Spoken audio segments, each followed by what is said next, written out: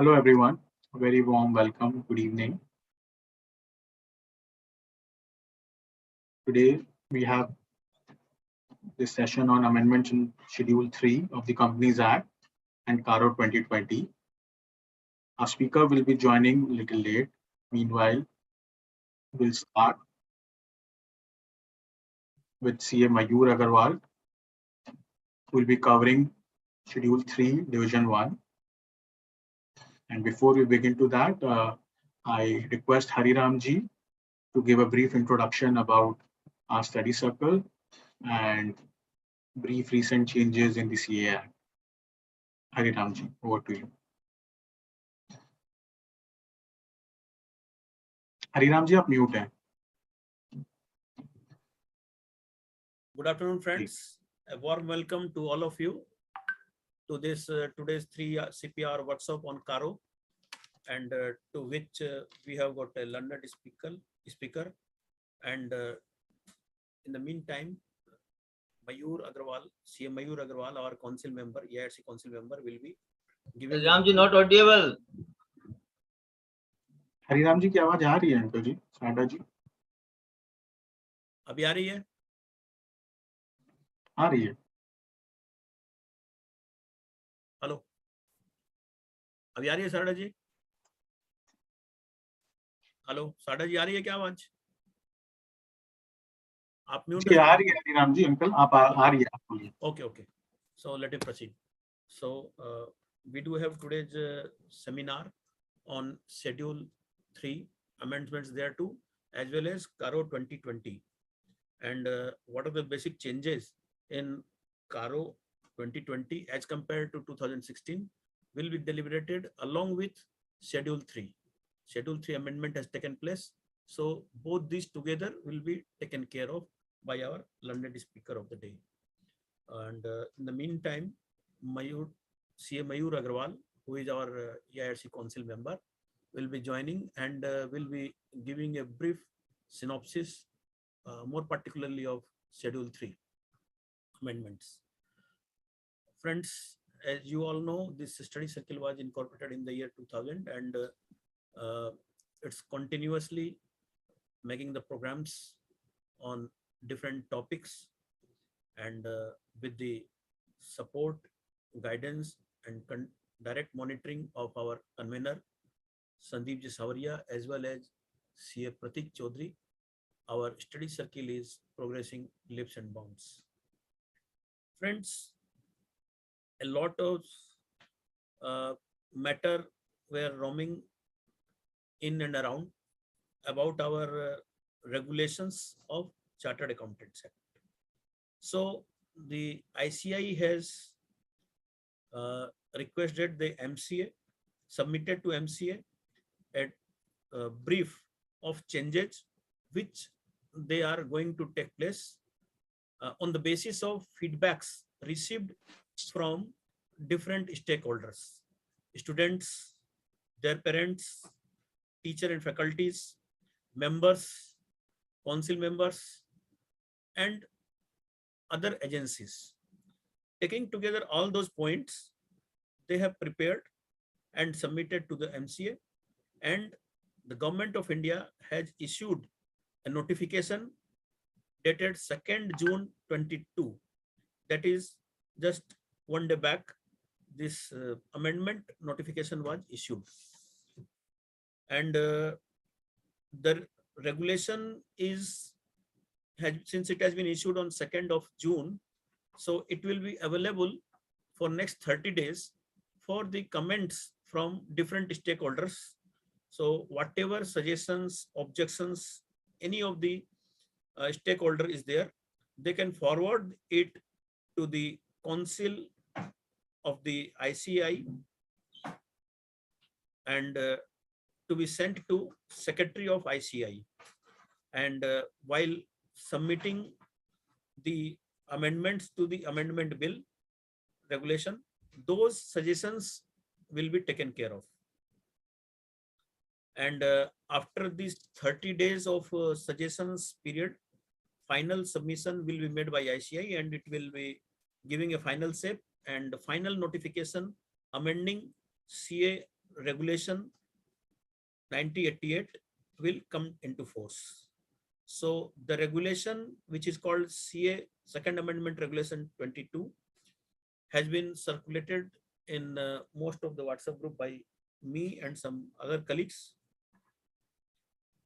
Friends, the basic highlight of this today's amendment is this, that the old syllabus or the existing syllabus whatsoever is will be rolled out, or that will be closed after this enactment of new regulation, be it foundation, be it P1 intermediate, and whatsoever we are seeing today, various different courses which were pre-existing or existing and as on date, all will be omitted. And from the date of effective of this new regulation, this will come into force. And what are the basic changes which have been brought into by this is that whatever stipend is institute has prescribed as minimum stipend as on today, under the new regulation, the stipend will be doubled. That is 4,000, 5,000, and if required in third year, it will be 6,000.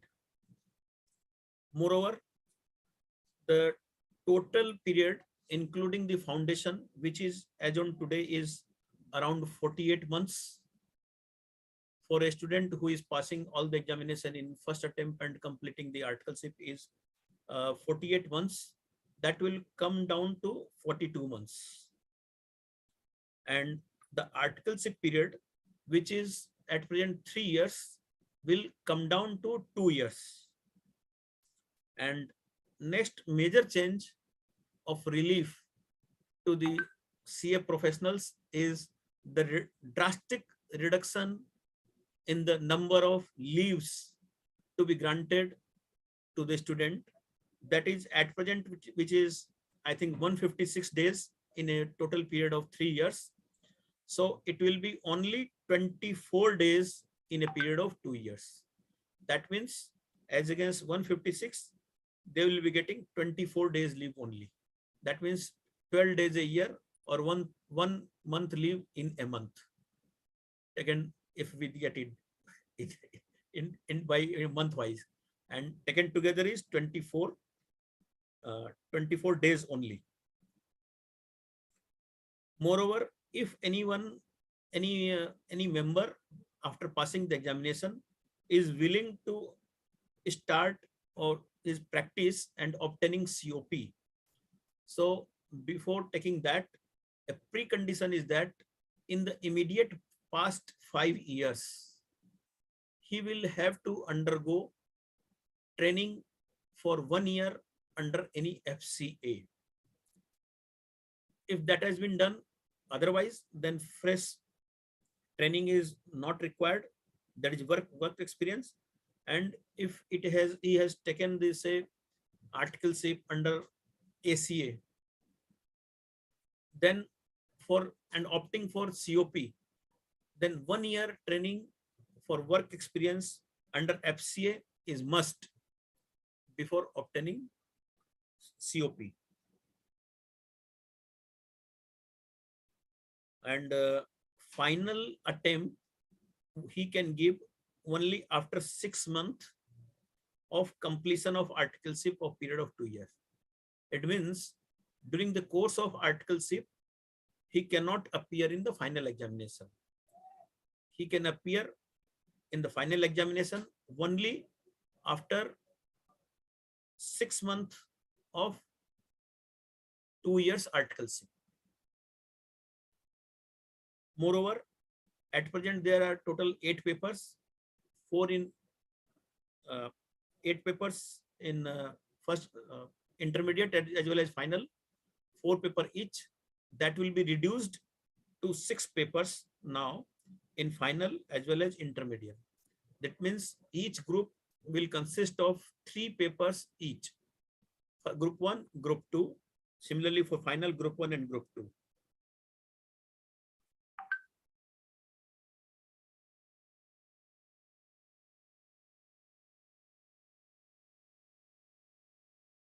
And one new changes is there, that in all the six papers, there will be MCQ of 30 marks in each paper. MCQ of 30 marks in each paper, but these 30 marks will go with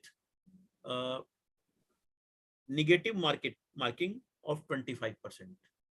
So negative marking of 25% will be there in case of wrong answers. And there are certain corrections either and either. Some clauses have been deleted, some have been added, but the main gist is this. And most of the things which were in ambiguity has been clarified via various clauses.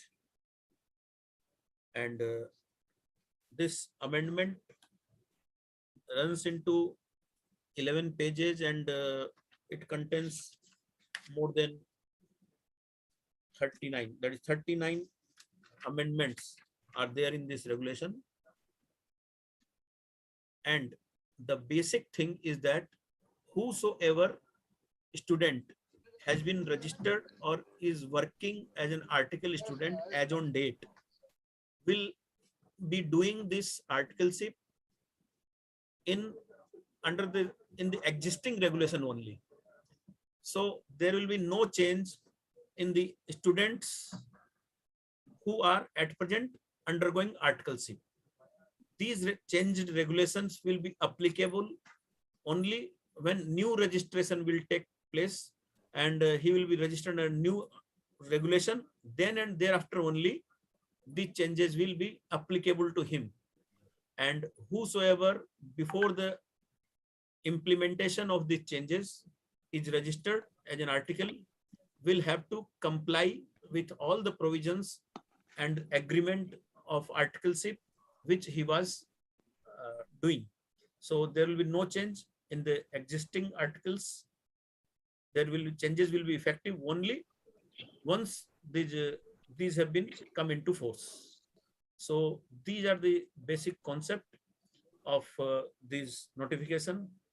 And if we will go further fine prints, we can take another session for say 1 hour or so, and question answers will also be invited for more clarity.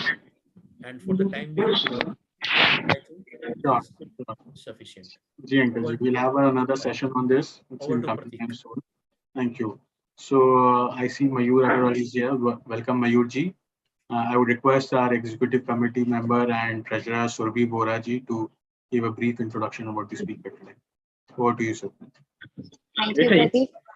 I would like to welcome Mayurji for the session today. Mayurji is a CA, CS, LLB. He is currently a partner at ALP Associates, and he has been elected in regional council member of EIRC. We all know that he is an active team member of EIRC and supports us in a lot of issues that we have. And he has conducted more than 150 talks and is a professional speaker on various topics. I welcome Mayurji to address the session today and enlighten us with his knowledge. Thank you. And he's our patron member in our association. He's one of us own. Over to you, Mayurji. Thank you. Look forward. Thank you.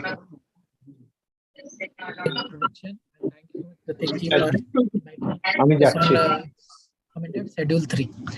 Friends, before entering into discussion of Schedule 3, I would congratulate Hariramji for discussing the new upcoming curriculum accountants with all the members. Friends, it has been notified today and we have 30 days. So I request everyone to kindly go through it in detail. If required, if there is a session on it, that would also help all of us to understand that. And then give your comments, because this will decide the future of our profession. This will decide the future, what curriculum is going on. It will impact each one of us directly, indirectly. For a student, it is a direct impact. For indirect impact for practitioners is like that. Our articles will be governed by these curriculum. So it will impact each one of us. And at the time of commenting, we must keep in mind the future of the profession. Because क्या हो सकता है हमें ये लगेगा कि sir हमें दिक्कत हो रही है, 3 साल की जगह 2 साल आर्टिकल रहेंगे, तो सर हमें जो कमेंट करना है sir, that is keeping in view not our self interest, keeping in view the interest of the profession and future of the profession.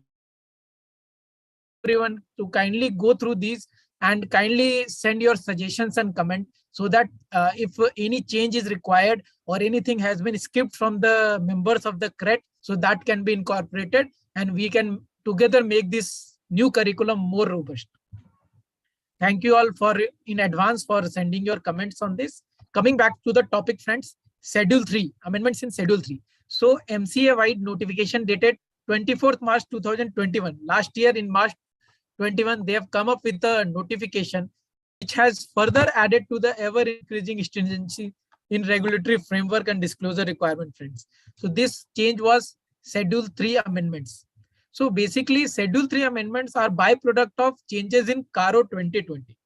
If we go to the background, why these amendments have been brought in Schedule 3, friends, most of the amendment which we will be discussing, which has been brought in the Schedule 3, has direct or indirect connection with CARO, most of the amendment.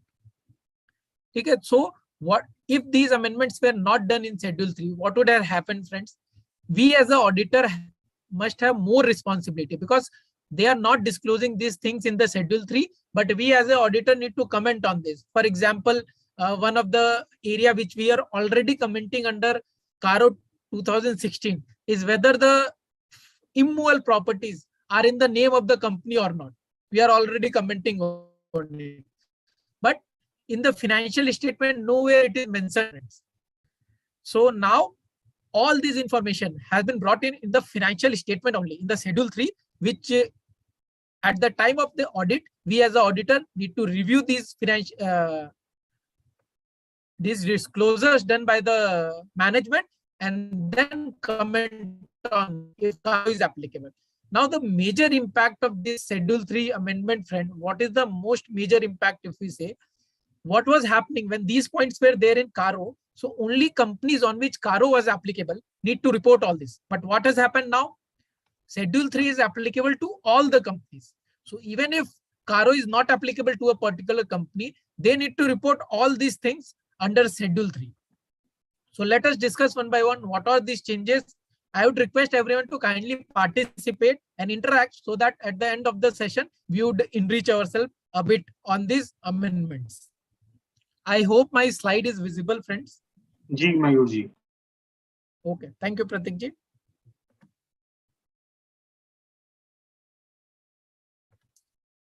The section 129 of the Companies Act, friends, this is the governing section. This talks about three things: true and fair view of the financial statement. The financial statement must comply with the accounting standard, and financial statement must be in the format which has been prescribed under Schedule 3. Sir, Schedule 3 currently have 3 divisions. Division 1, which we are going to discuss today, it talks about accounting standard, and in Indian companies which are following accounting standard and Indian GAAP has to present their financial statement in Division 1.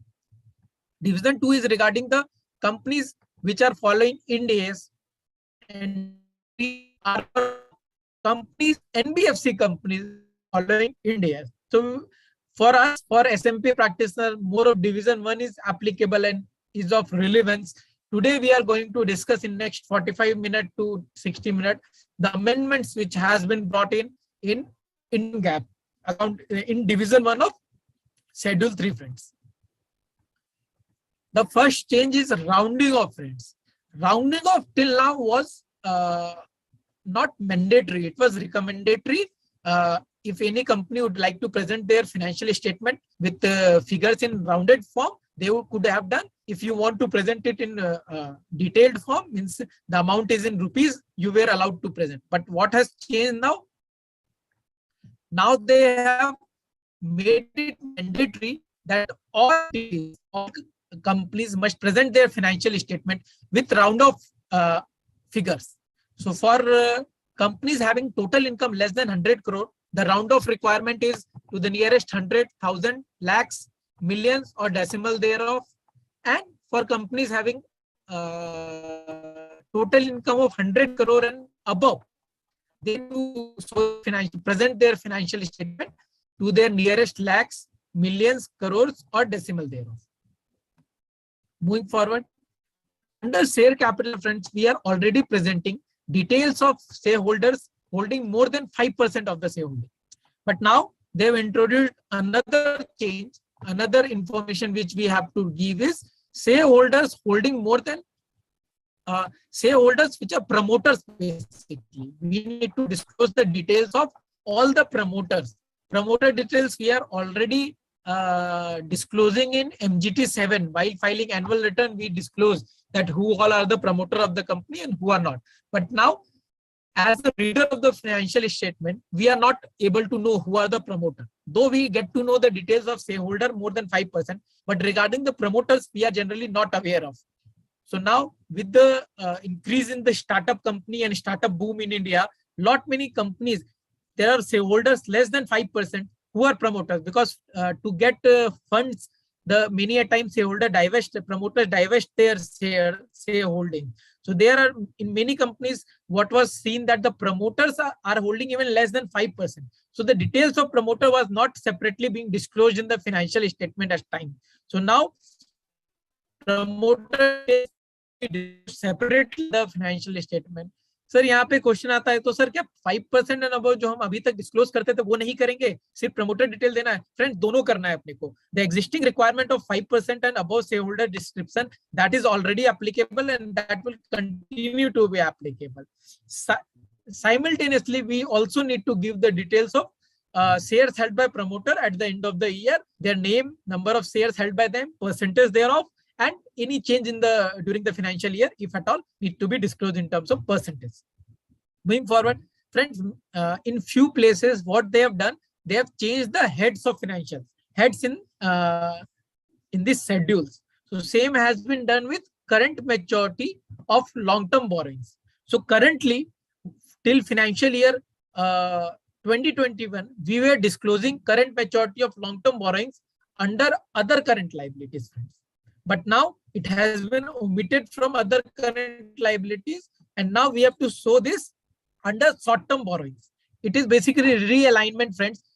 If we see the nature of this heading, current maturity of long-term borrowings, it must definitely come under short-term borrowings. Many of us had already been, though we were violating Schedule 3, but a balance in few what means that already these items, current maturity of long-term borrowings, were shown under short-term borrowings. Now they have amended it in Schedule 3, and now we don't need to show it under other current liabilities. We need to disclose it under short-term borrowings, friends. Friends, any question regarding any slides, any discussion, you can write in the chat box, or you can unmute and ask the question at that time only. We can discuss and close the question simultaneously. Now, एक question बीच में मैं बोल रहा हूँ. Sure, now we have to mandatorily round off the figure to hundreds. That's yes, the lowest. mandatory. Not keep it to absolute number as we used to. No, we cannot keep it to absolute number. So that's for the current financial year onwards, means 21-22 onwards, for the current year and for the previous year as well. Oh, for the previous year also. Previous year figures also will be rounded off. Got it. Thank you. I think our speaker for today, Sanjay ji, has joined. So Sanjay ji, you are there. Yes, I think Sanjay Sharma ji has also joined. Yes, I'm there. I just thought I will not intervene in between Mayur. So good afternoon, Sanjay ji. Good afternoon. Ji. So Mayur ji, our speaker is there, so you can take over, and then Sanjay ji will take over. So let Mayur continue, and then I'll sure, sir. Okay, I'll quickly complete division 1 of Schedule 3, and then sure. Sanjay ji can take it up. No problem. Thank you. Mayur, I have one question regarding rounding up. Rounding yes, up nearest to एक बार जब slide वो पीछे करो ना rounding up का. हाँ, we are on the slide, sir. Less than 1,000 to the nearest hundreds, thousands, lakhs, or millions for decimals. So ये मतलब it is the option of the company. They can round it up to the hundreds or thousands. Any of these. The option is with the company. Yes, sir. percentage of the company. और Yes. Decimals का मतलब क्या होगा? Decimals zero means मतलब decimal तक हम जा सकते हैं. अगर 5 लाख रुपया तो 5000.00 तक जा सकते हैं. यही तो बात. से 5 लाख, हाँ सर, 5,20,000 रुपए है तो it will be 5000.20. Okay, thank you.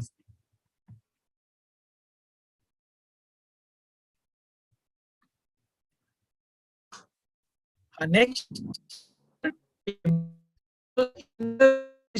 currently, if we talk about aging, is there any aging requirement? Is there any? So, just a second.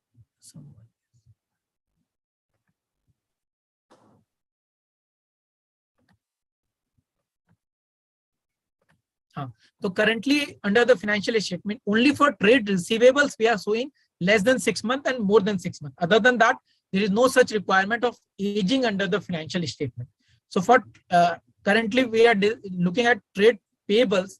Other than trade payables, for trade receivables, there is a detailed aging requirement for capital work in progress, CWIP, and intangible assets under development. For those also, aging has been introduced. Again, going to the background, Sanjay ji will be discussing during his CARO deliberation. There is one of the point in CARO which require us to comment on the going concern, on the repayment capacity of the company for next 1 year, based on the aging of all these, based on the financial ratios, which are also we are going to be discussed. So what we need to disclose under trade payables is detailed aging, less than 1 year, 1 to 2 years, 2 to 3 years, more than 3 years. Along with the aging, we also need to categorize it, whether the dues are to the MSME, other than MSME, whether it is disputed, whether it is undisputed. Friend, if we discuss if we want to bifurcate it in total 2 parts, one part is basically tabulating things. We will have the data, we need to give additional man hours, we need to involve people and get these data ready. That is one aspect. We'll prepare, we'll get the data, we'll prepare all this. That is fine. The second aspect which comes here is analysis and impact of all this data. What will be the impact of this data? That is very, very important, friends. Say if we are disclosing any amount more than 3 years and we are showing it is due to a MSME, any amount, or whether it is a disputed amount, which any amount which is due, which is disputed. So what is the impact? Any amount due to MSME, there is a requirement if undisputed dues to MSME beyond 45 days, it need to be paid with 3 times of the bank rate interest. So whether the provision for such interest has been made in the books of accounts or not, that as an auditor we need to check. So for each and every additional information which we are giving, we have to analyze the other side of these additional information, that in which all areas are getting impacted. Because what was happening till now, when these information were not disclosed in the financial statement, so still the responsibility of auditor was same. We were responsible. We need to see whether the provision is done or not. What will happen when at the face of the balance sheet, at the face of the schedules, these information will be there. So for the regulator and readers of the financial statement, it will be easy to question that. It will be direct nexus that there is a MSME dues which we are showing more than 45 days and there is no provision for interest in the books of accounts. Whether at all provision is required or not, that we need to see and accordingly get financial statements corrected.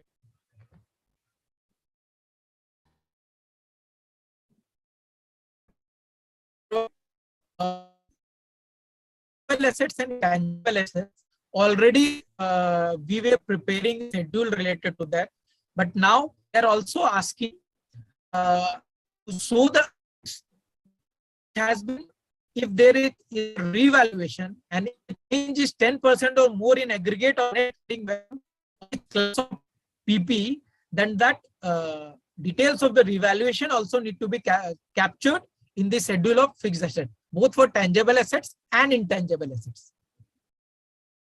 Friends, tangible assets, one mistake to do in our financial statements is what we have for the previous year figures, we were only many a time we see that only total is being shown for the previous year figures. But general The requirement is a figure of the current financial year which is being audited. We need to disclose the previous year figures. So in case of the fixed asset also, friends, we have to disclose the entire figure, reconciliation of year, opening balance, if there is an addition, any deletion for the previous year also. That need to be disclosed. This is not a new requirement. This was the existing requirement, but I am highlighting because many times there is mistake. इसमें मयूर total Going जो forward, fix asset, again there is, अब एक disturb कर रहा हूं मैं, हाँ, ये फिक्स एसेट शेड्यूल के अंदर में, प्रॉपर्टी प्लांट के अंदर में अभी तक जो शेड्यूल बन रहा था, उस शेड्यूल में क्या मेजर चेंज है? मींस नीचे में तो लिखा ही रहता था टोटलिटी में what is the total opening balance, closing balance, और नीचे वही मैं बोल रहा हूँ सर कि नीचे जो अपने टोटल देते थे ना, वो basically that is not the, हमें जैसा हम ईयर का डेटा के दे रहे हैं रिकंसिलिएशन, सिमिलरली हमें प्रीवियस ईयर का भी रिकंसिलिएशन बना के देना है। अच्छा, 2 साल का देना, जो भी 2 साल का देना है sir. Okay, Mayur ji, this is Devashish Bhattacharya. Do you think in case of LLP also Yes, this is applicable? Sir, In the fixed schedule asset 3 schedule? is not applicable to LLPs. Sir, schedule 3 is not at all applicable to LLPs. नहीं In total. छूट गया। Okay. So moving forward, security deposit funds. Again, there is a change of head in the security deposit. Earlier, we used to disclose it under long-term loans and advances, but now going forward, we'll disclose it under other non-current assets. Now here one question comes, friends, and similar question is for trade payables as well. यहाँ पे बोल रहा है security deposit को other non current asset में disclose करने के लिए। सो ऐसा हो सकता है कि मेरा सिक्योरिटी डिपॉजिट करंट एसेट हो। Can there be a situation when security deposit is a current asset, और फॉर दैट मैटर क्या ट्रेड पेबल्स, जनरली हम लोग ट्रेड पेबल्स को करंट एसेट में दिखाते हैं। Can there be a situation when trade payables is a non current asset? Anyone? Friends, there are situations when there is a long-term capital commitment, या sir आपका terms ही ऐसा है कि वो बोलता है आप 3 साल बाद पेमेंट करेंगे, और there is a stressed payment, say you are paying in installment every year. So sir, in सब cases में when your trade payables is beyond 1 year, so they can be non-current also. तो sir आप बोलेंगे sir face of the balance sheet में तो trade payables current में दिखाता है, तो सर आप अदर नॉन करंट एसेट में एक ट्रेड पेबल्स के हेड के अंडर सिमिलर में डिटेल्स डिस्क्लोज करके आपके जो नॉन करंट ट्रेड पेबल्स है उन्हें आप, hello, am I not audible? Hello, audible. तो वही मैं बोल रहा था कि सर आप नॉन करंट एसेट के अंडर में आप ट्रेड पेबल्स दिखाएंगे, इन शेड्यूल्स में दिखाएंगे sir. Face of the balance sheet में तो करंट में ही आएगा, बट अगर आपका नॉन करंट ट्रेड पेबल्स है, बियॉन्ड 1 ईयर पेबल है जो कि आपको बैलेंस शीट डेट पे पता है, so you will show it under non current. Moving forward, trade receivables friends, again for trade receivables as well we need to, currently हम लोग अभी less than 6 months and more than 6 months details देते हैं, but now again there is a detailed requirement, elaborate requirement, less than 6 months, पूरा ageing डाल देना है, 6 months to 1 year, 1 year to 2 years, 2 years to 3 years, and more than 3 years. Again, we over here also we need to categorize it for undisputed and disputed, and whether it has been considered good or not, whether it has been considered doubtful. तो इस तरीके से ये सब chart बना के हमें disclose करना है। Again, similar questions comes from current non-current वाला, similarly हम non-current में भी दिखा सकते हैं शेड्यूल में जाके। सर यहाँ क्वेश्चन आता है कि सर क्या non-current में जब हम ट्रेड पेबल्स एंड रिसीवेबल्स दिखाएंगे, again we will show this type of schedule क्या? यस फ्रेंड्स, ऐसा बोला नहीं है, but then when they are specifically asking for a detailed schedule which they have given a table like this for trade payables and trade receivables, So in my view, even if we are showing it under non-current item, but this detailed schedule is required to be given. Borrowings from banks, friends. The company has not used the borrowings from banks and financial institution for a specific purpose. Friends, in Schedule 3 and the CARO which Sanjay ji will be discussing going forward, we will see that a lot of places interest has been given on loans. Loans पे बहुत ज़्यादा emphasis दिया गया है. One of the part is this. What we see many times, sir, loan लिया गया for short term purpose. Company ने OD लिया, CC लिया, and they are utilizing these funds for buying a fixed asset or constructing a fixed asset, buying plant and machinery, or vice versa. They have taken a term loan for acquiring immovable property or a long-term asset, and they are utilizing it for day-to-day need of operational need of the business. So they are asking over here, the company has not used the borrowings from banks and financial institutions for the specific purpose for which it was taken. The balance sheet date, the companies shall disclose the details of where they have been used. क्या purpose था जिसके लिए आपने लिया था loan और किस other purpose के लिए आप यूज कर रहे हैं वो हमें यहाँ डिस्क्लोज करना है. Title deeds of the immovable property not held in the name of the company. Already under CARO 2016, we have this point. Similar point as it is has been.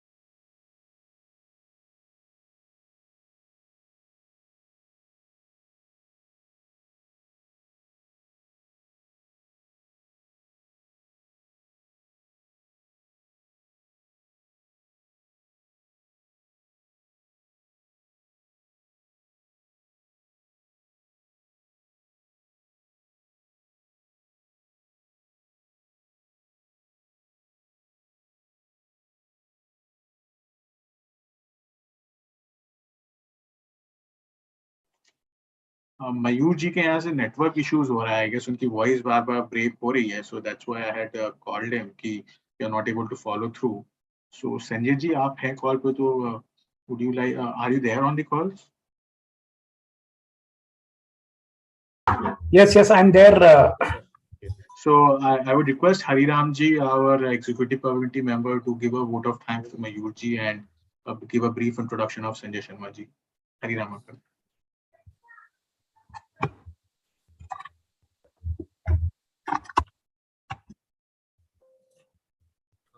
Welcome CS Sanjay Sharma ji to our this study circle, and thank you Pratik for giving me the opportunity of introducing our learned speaker Sanjay ji Sharma.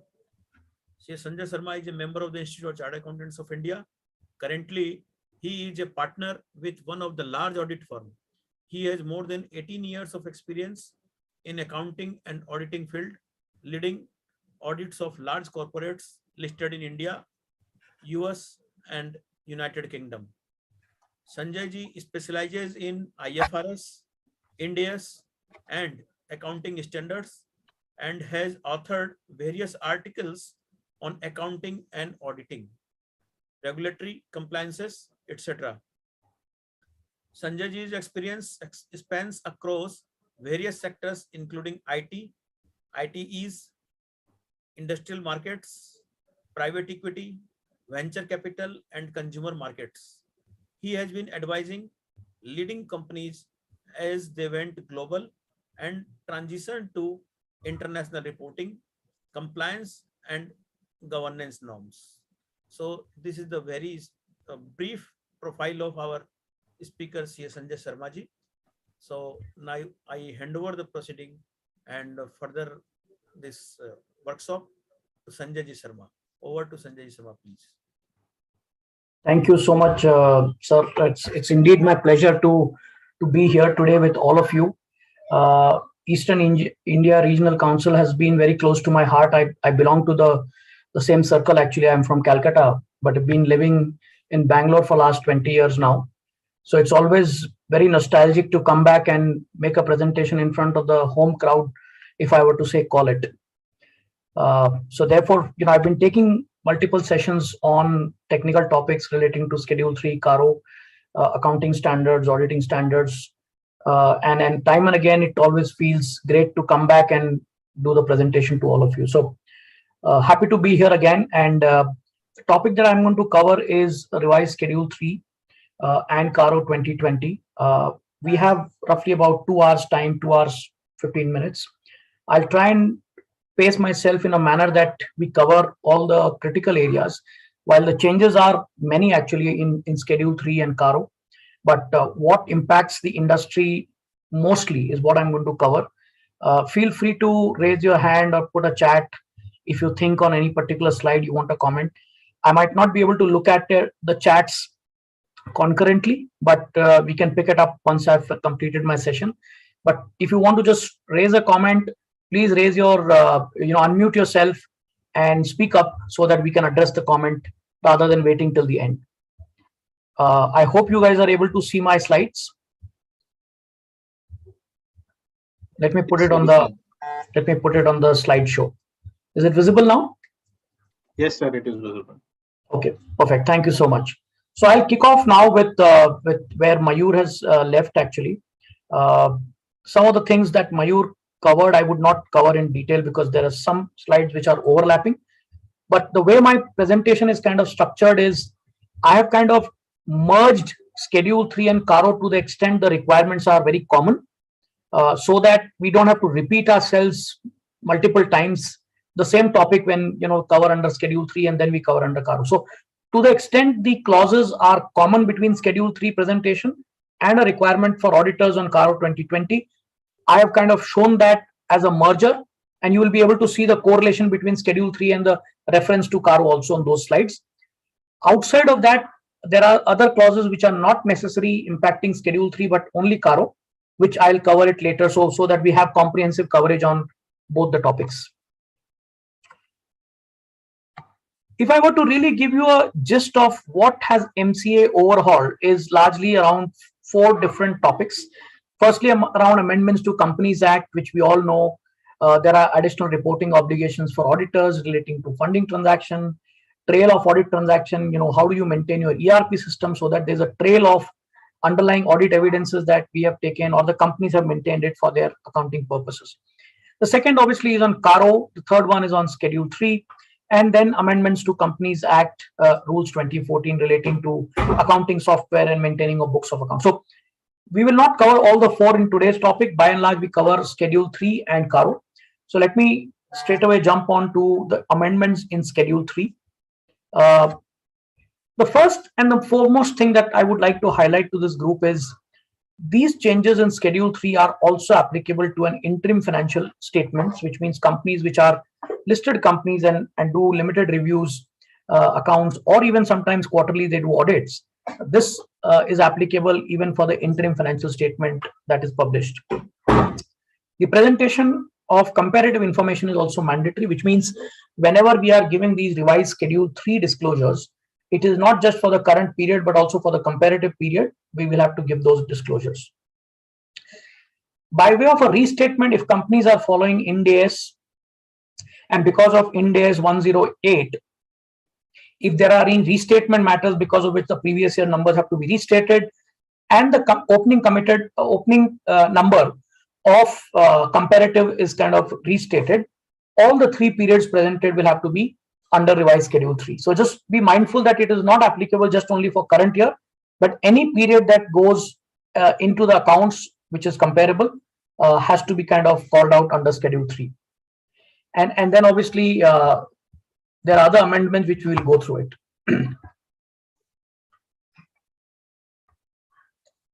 So if you look at the construct of the slides, by and large, the slides is constructed in a manner that I'm talking about Schedule 3 as a topic, and then the middle column, if you see, is relating to Clause 3 or the CARO reference that I've mentioned it, and what are the considerations that one need to take care when we are discussing this topic. So that's how the flow of my slides next 20, 25, 30 slides would be, so that you are all familiar as to how we are building these slides. I'll come on to the first one. The first amendment on Schedule 3 is with respect to title deeds of immovable property, particularly which are not held in the name of the company or are jointly held. Now, the crux of this requirement, if you see, is primarily to make the shareholders and the readers of the financial statement aware that the company is holding certain immovable property which may not necessarily be in company's name, or there could be a joint ownership of those assets, and therefore a reader of the financial statement should very clearly know as to what is happening on those assets. That's the whole idea about presenting this disclosure into the financial statement. So what is required? A detailed disclosure of the format which you see on the right hand side is required.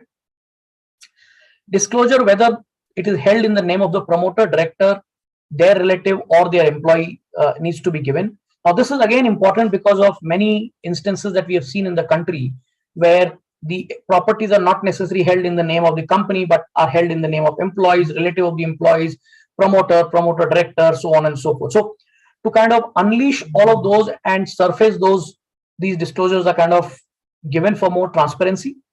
However, this does not include property for which the company is a lessee and the lease agreement is duly executed in its favor. So if you have a rental agreement for an immovable property, generally those are not supposed to be covered because those are pure play and operating lease kind of a model. Reference to CARO, again, this is clause 3(1)(c), and the way the disclosure works is largely the table that I've shown on the right side. That is how the disclosures would be given in the financial statements. So you will have to give the disclosure of by category of immovable items that we talked about. What is the description of that? What is the gross carrying value, the title deeds, and so on and so forth. Importantly, you need to call out why are these not being held in the name of the company, i.e. there are any disputes on those have to be called out so that a reader can take a very informed decision on those assets that are held. Disclosure also required where the lease arrangement is in favor of the company as a lessee. Definition of title deed has to be kind of defined as to what is the title deed in this case, and immovable property which are held as inventory, particularly for real estate companies, that is not to be disclosed because those would be far too many and therefore doesn't give any sense to a reader from a proprietary perspective. And therefore, for real estate, you don't need to kind of give those kind of disclosures. One important question that comes is whether these are to be given for each category of asset, each item separately, or can it be combined? As long as the disclosure gives a sense to the reader, I think you can categorize it by nature of the immovable property, but certainly you cannot combine in a manner that it loses the whole purpose of disclosure. So just be mindful, it's not one size fits for all. Depending on case to case, one needs to evaluate as to how and in what form the disclosure has to be given.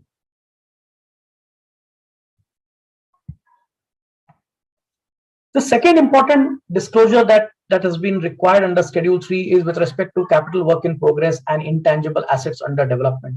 This has been a matter of great debate in the past also because many companies, particularly the IT companies, spend a lot of money in building the development centers and in building the SEZ and all of that.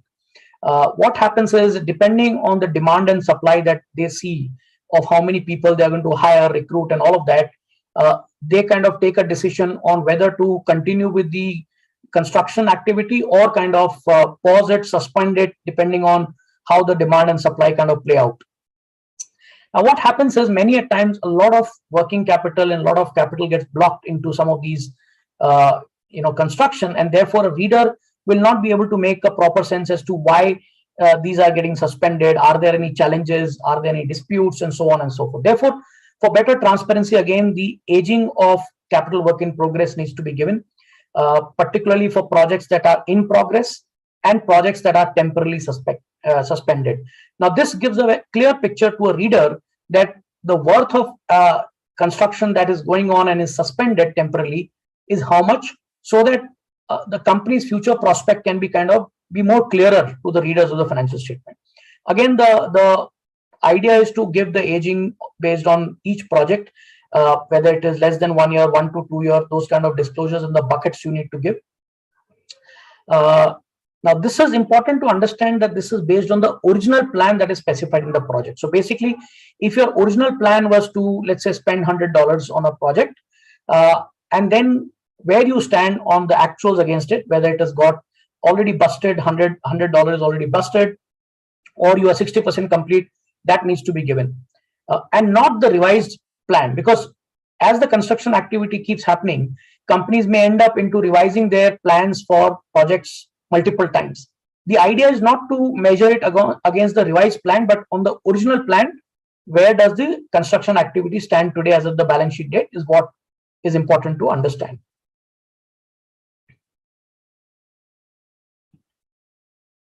Fair valuation of PP, intangible and investment properties is again a disclosure requirement that has come under Schedule 3. A separate disclosure is required in the property, plant and equipment schedule. If the change on account of revaluation, if the company gets into a revaluation of PPE, which is more than for each class of asset, then you need to give that disclosure under Schedule 3. The company is also required to give the following valuation that are carried out, whether the fair valuation of investment property or revaluation of PPE, ROU assets, as the case may be. Auditor also needs to opine on under clause 3(1)(d) of CARO as to whether they are satisfied in the way revaluation has been carried out and the extent of revaluation for each class of assets. Anyway, from an accounting standard point of view also, there are separate disclosure requirements when you do a revaluation of assets. In case the valuation has not been carried out by a registered valuer, which is under the company's registered valuer and valuation rules, then that fact has to be brought out by the auditor in the CARO report. The disclosure is irrespective whether there's an upward revision or a downward revision on account of revaluation. So it's not that a revaluation means an upward revaluation always. And this again is important because many companies hold large plot of lands where the fair value can be very, very high than the book value. And therefore, whenever there's a revaluation, that disclosure becomes even more critical.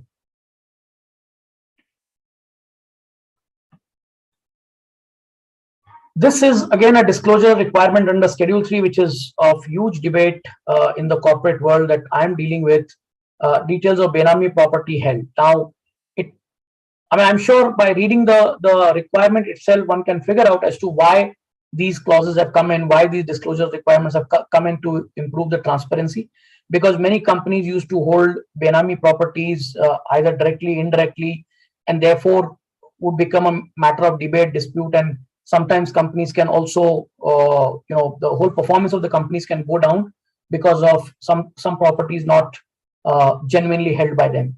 So the requirement is basically to give where there are any proceedings that has been initiated or against the company that is pending for holding any Benami property.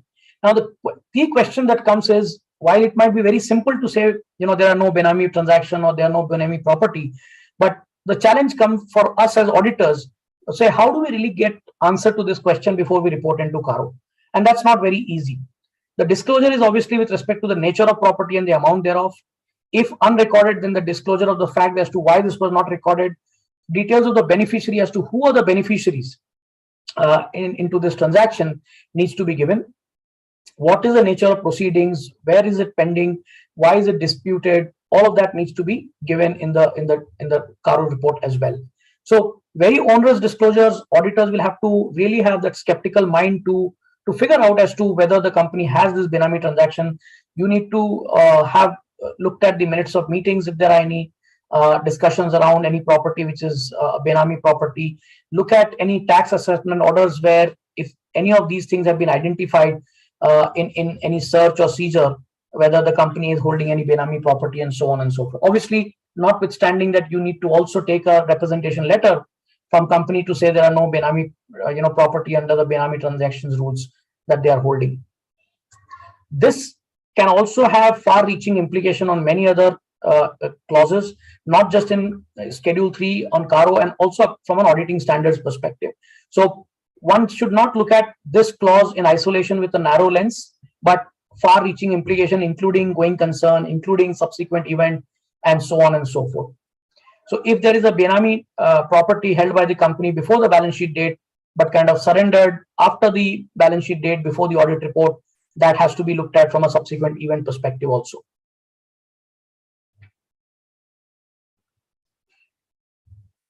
The next one is with respect to loans and advances to specified persons. Obviously, the disclosure of loans and advances in the nature of loan granted to promoter, director, KMP, and the related parties as defined under the Companies Act, either severally or jointly, has to be given. This looks very simple, but when you have to practically give this disclosure, it is very, very onerous disclosure and requires a lot of thinking on this. And let me give a perspective of why this is so important, not just for companies, but auditors and also the readers of the financial statement. And this clause has been introduced primarily to untap the transactions that company deal with, particularly with the promoters, directors, and their related parties. Now, and this is not just loan, this is loan or advances in the nature of loan. Now, very, very subjective, very, very judgmental as to what is an advance in the nature of loan. Not all advances can be termed as loans. So, for example, if our company is giving advances for supply of raw material, supply of printing stationery material, supply of household, office hold purposes, and all of that, does the regular advances given to the supplier also take the color of advances in the nature of loan? Is a matter of judgment one needs to apply. Similarly, whether the carrying value of the loan that is important or the nominal value of the loan that has been granted is something one needs to think through. Let me give some examples. So let's say a company has a policy of giving advances to the supplier to the extent of, let's say, 10% of the supplies that the vendor is supposed to give. If that is the customary practice, that is what the company does for most of their vendors, then even if you have given the advance, it is not in the nature of loan. However, please understand that if your policy is to do, let's say, 10% of the total value you give advances, but to one or two set of individual vendors, the company has decided to give 100% advance or 90% advance, which is unusual. The question then will come whether this will be construed as an advance in the nature of loan. Because that's not the customary practice. Why is it that the company is doing a differential treatment with a particular vendor? You need to understand the terms and condition under which such advances were given. Similarly, let's say if company gives a 60 days or a 90 days credit period to the vendor for payment of the dues, but in a particular case you've given the advance, but you have given a credit period of let's say 120 days or 130 days, whatever it might be. One is to look at whether there is a financing element in the whole transaction or not, and therefore those could also technically be a advance in the nature of loan. So again, I'm not saying the answer will always be yes, but one needs to look at it through a deeper lens to conclude whether those are advances in the nature of loan or not.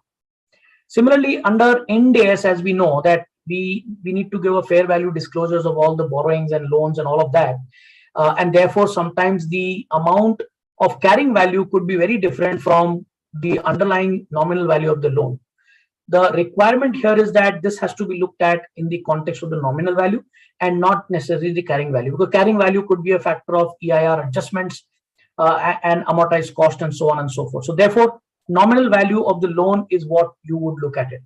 Similarly, if you look at the requirement, it says to related parties. Now the question that comes is, if the loan has been given to related party, should you look at the definition of related party from a Companies Act perspective, or you look at from an accounting standard perspective? Because we know practically that the related parties under Companies Act could be very different from related parties under accounting standard. So just be mindful of the fact that if there is a disagreement between Companies Act and accounting standard, the accounting standard would prevail, and therefore you would go you would look at the Companies Act definition of related parties and give those disclosures accordingly. What are the disclosures that needs to be given? The disclosures are basically whether such advances are repayable on demand without specifying any terms or of repayment, and the percentage of the loan and advance in the nature of loan. So very, very onerous, very deep diving, so that a reader of the financial can get a sense of how much is the advance given. One other question that comes to mind is whether employee advances are also covered under this. Do you need to give a disclosure for employee advance, and does every employee advance gets covered under this disclosure? Because company do give advances to employees. The point is that not every advance that you give to employee gets covered under this disclosures. If a company has a policy of giving, let's say, 10% of the salary as an advance to employees, and that's a policy across every employee that looks at advance, then that's a customary practice, and therefore it doesn't become advance in the nature of loan. However, if in certain cases to a certain set of employees, maybe particular grade and upward or whatever, if the company tries to deviate from the policy and gives an exceptional advance of 100 times the salary or 20 times the salary or whatever, one needs to then really look at whether that has an element of loan or not. So again, not saying that the answer will always be yes in a situation like this, but one needs to look at the terms and conditions, why that has been given, and so on and so forth for the company to make these disclosures. From a CARO perspective, this is clause 3.3f of CARO, where auditor needs to comment on and give a disclosures, as you can see in the table that I've highlighted. That's the disclosure that goes into your CARO audit report. I've explained it. What is advance in the nature of loan will depend on the facts and circumstances. Promoter related parties will have to be as per the Companies Act and not any other definition. Disclosure needs to be made for gross amount before any impairment. So the question comes is, if you have written off advance, do you still need to give a disclosure? So if you have written off in the last year, then obviously no. But if you have written off in the current year, you will have to still give the disclosure, because the transaction did happen in the current year. Relationship of promoter director should exist on the date of the transaction and not necessarily on the balance sheet date.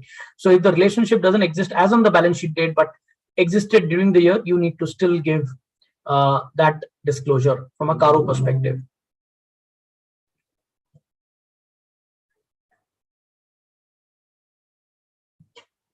Moving on to the next one.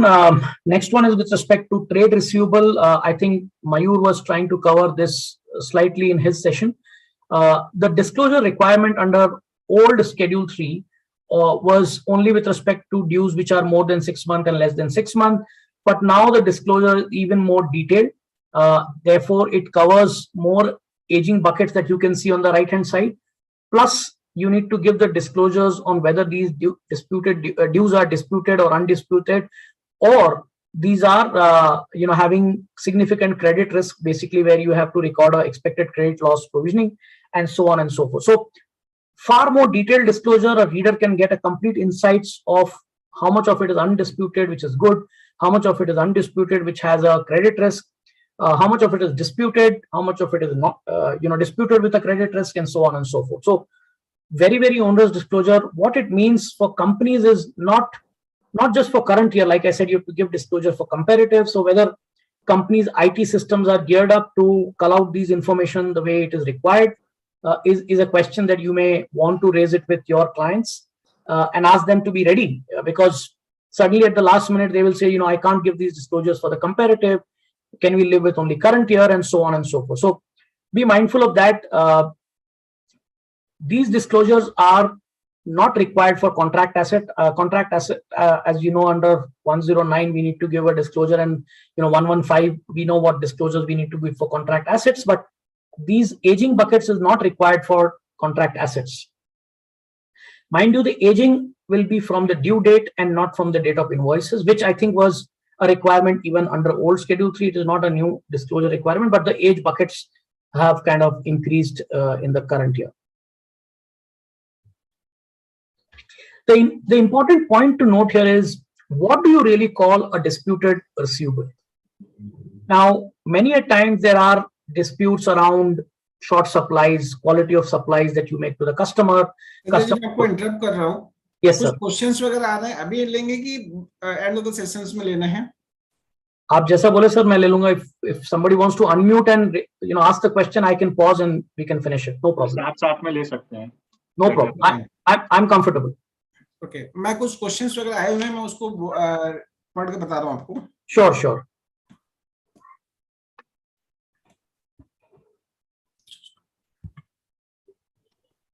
There is one question. How do you ensure verification of land deeds? Say in case of LIC, there are enormous numbers of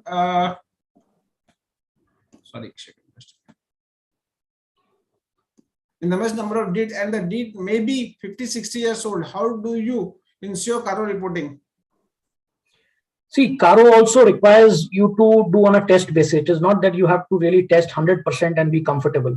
The reporting under CARO is not just by substantive audit procedure, but also, looking at the disclosure from a controls perspective. So first we need to study how does the company, ensure completeness of all the title deeds that they are showing in the Schedule 3.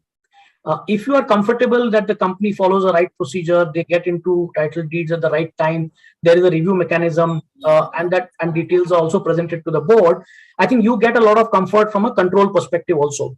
And then obviously you do your sample test on substantive to be comfortable that there are disclosures which are complete. And obviously it's not a one-time exercise. You keep doing that year on year, because you would have seen historical evidences of these assets getting acquired. Therefore, it's not one way of getting comfort, but holistic approach to get that comfort. Okay. One more question is there, received from Kalpana Maheshwari. Will employee advances be covered? So I've touched upon that. Employee advances in general may not be, if the policy of the company is to give, regular advances to all the employees. However, in an exceptional situation, if somebody has been granted out of the ordinary advance, which is beyond the stipulated period, let's say you give an advance for 5 years, 3 years, 10 years, those one needs to look at it very, very carefully. It's a judgmental matter as to whether that particular exception would constitute a loans or loan in advance in the nature of loan. So it's not one size fits for all. In general, it would not, but one needs to look at very specific circumstance. Okay. One more question is, Umid Nahata is new. Sorry, I can't hear you.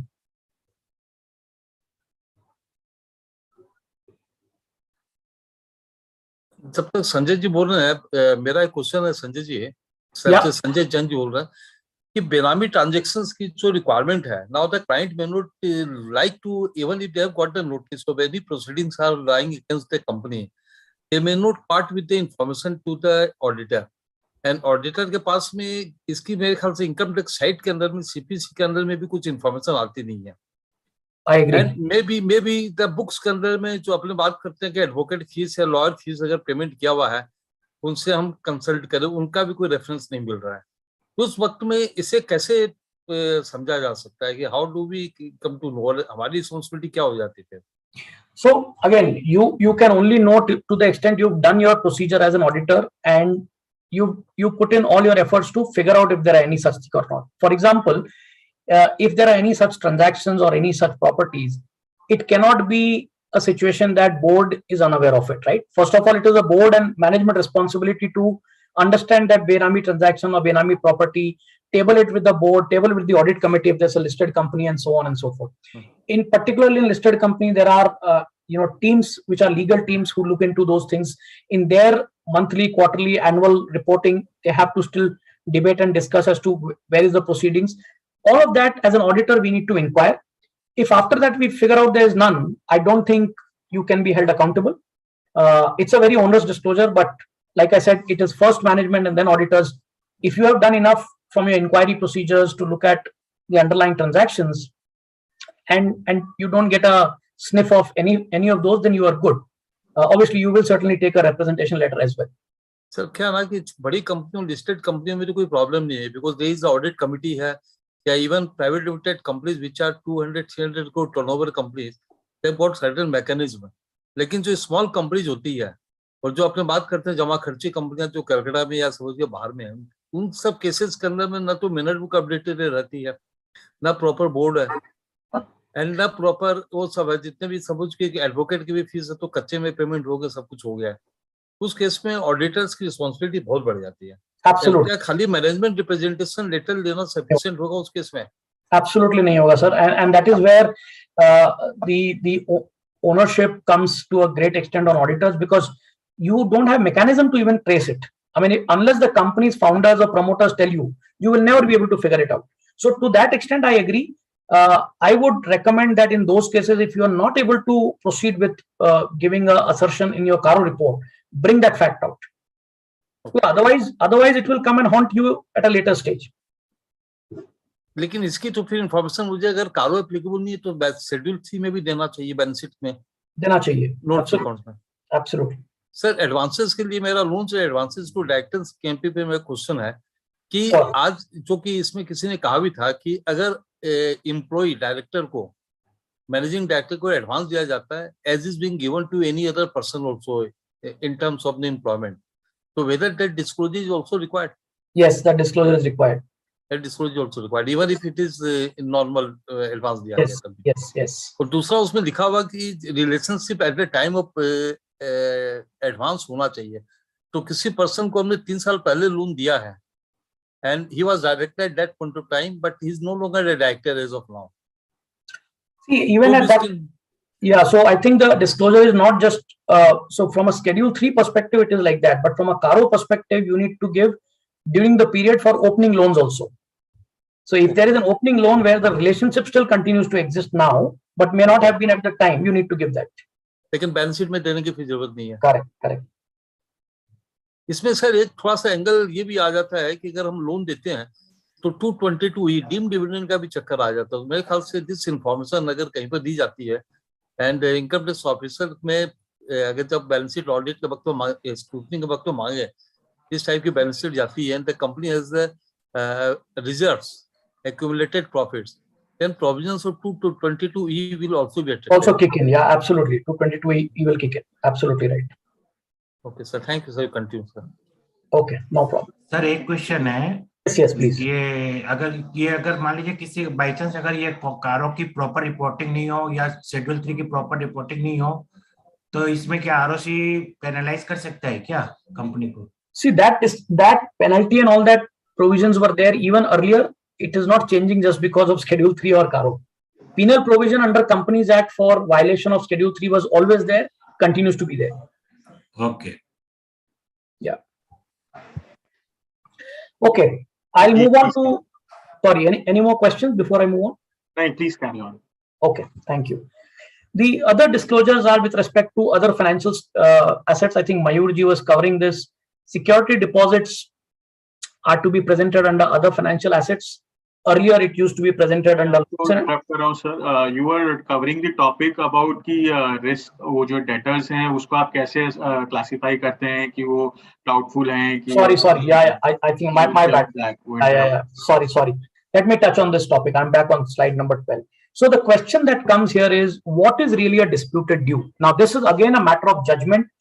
Again, because this disclosure is a new disclosure, we have signed off a few listed companies, so I can share some perspective of what companies thinking is, because every time you have a short collection from a debtor doesn't mean that there's a dispute.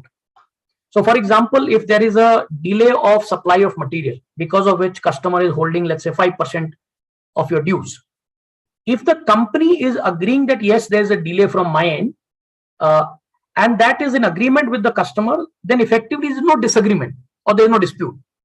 Now the dispute may be on the value of receivable, right? That he should be holding back 2% and not 5% is a different matter. But on the principle, there's no disagreement that there's a short supply or there's a delay in supply. Therefore, one of the view that companies are taking is that as long as both parties agree to the facts of the case, it should not be disclosed under disputed dues. It should be undisputed dues. Now, whether this is how people will do consistently, time will only tell. I'm just telling you because March 22 accounts, there's been only the first year of listed company that people have signed off. The unlisted companies will happen now. So things will evolve and see how practice prevails on this. But one of the view is that to the extent parties believe, the debtors and the company believe that they are aligned with the nature of shortfall, then this is not technically a dispute because there's an agreement of the fact. However, and the other view is also see, for example, for all cases where you have made a ECL provision, that also does not mean it's a disputed ECL. It can be undisputed, but you are sensing that, probably the customer's ability to pay the full amount may not be there, and therefore you have taken a provision.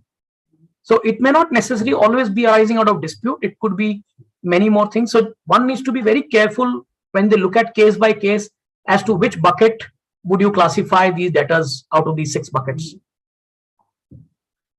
Sanjay ji, इसमें एक जो है undisputed which has significant increase in the credit risk. As an auditor, how to ensure that this disclosure is proper? क्योंकि ये तो जब तक client बताएगा नहीं, पता नहीं चल सकता है.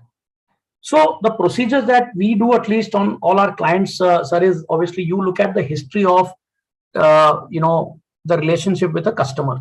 See, if it is a one-time customer, I don't think anybody can put their hand on heart and say this is the right disclosure, because one-time transaction, you can't assess the history also of the quality of receivable and the trends of payments by the customer. If it is a regular customer, you then obviously see, whether historically the customer has been, reducing 10% or 5%, whatever. And therefore, when you do your ECL provision itself under 109, that time you have anyway factored it, whether it is a credit impaired receivable or not.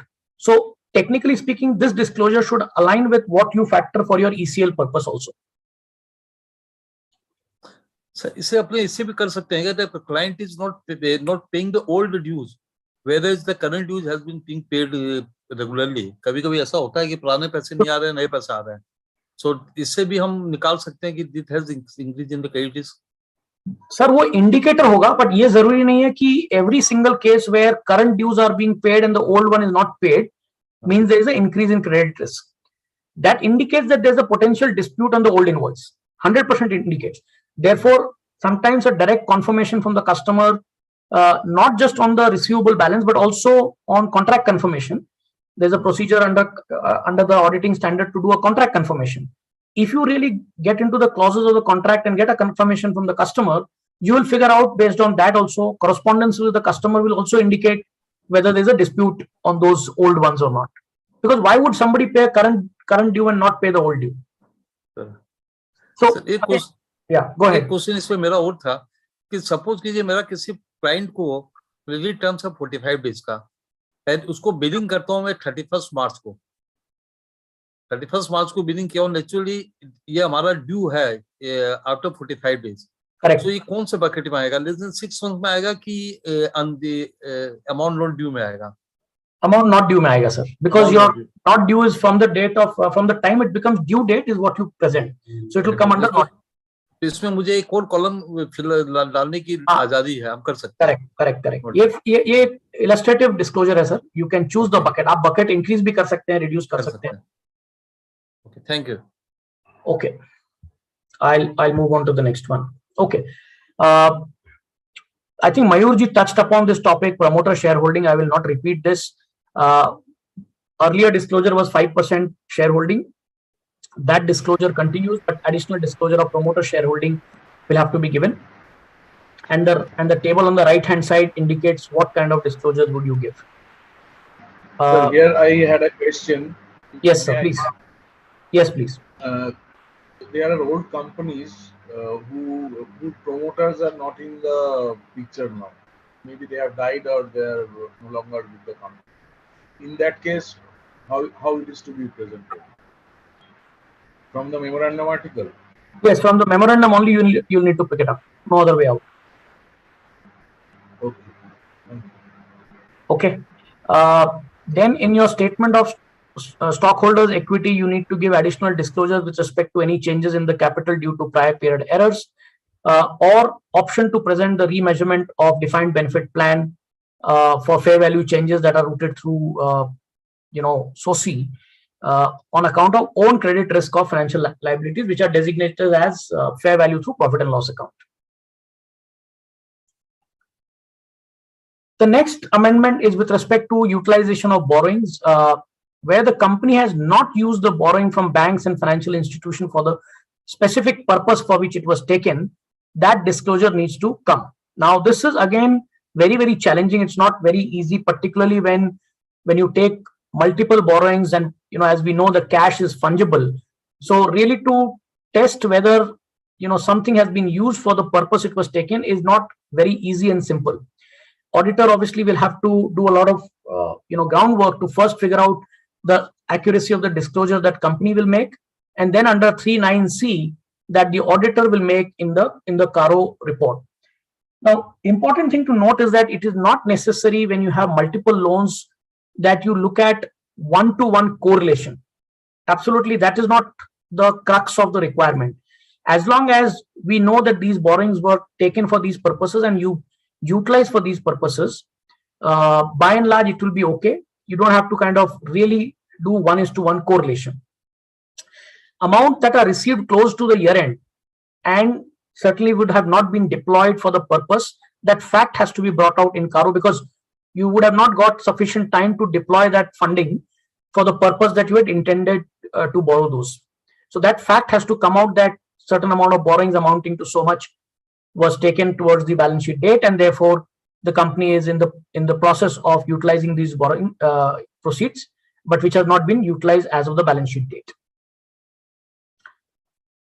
The idea is basically the general purpose loan requires specific consideration to determine whether or not they have been diverted or not. So I think we all know how companies play around with this, take borrowings for a purpose A and then deploy it for purpose B and C and D.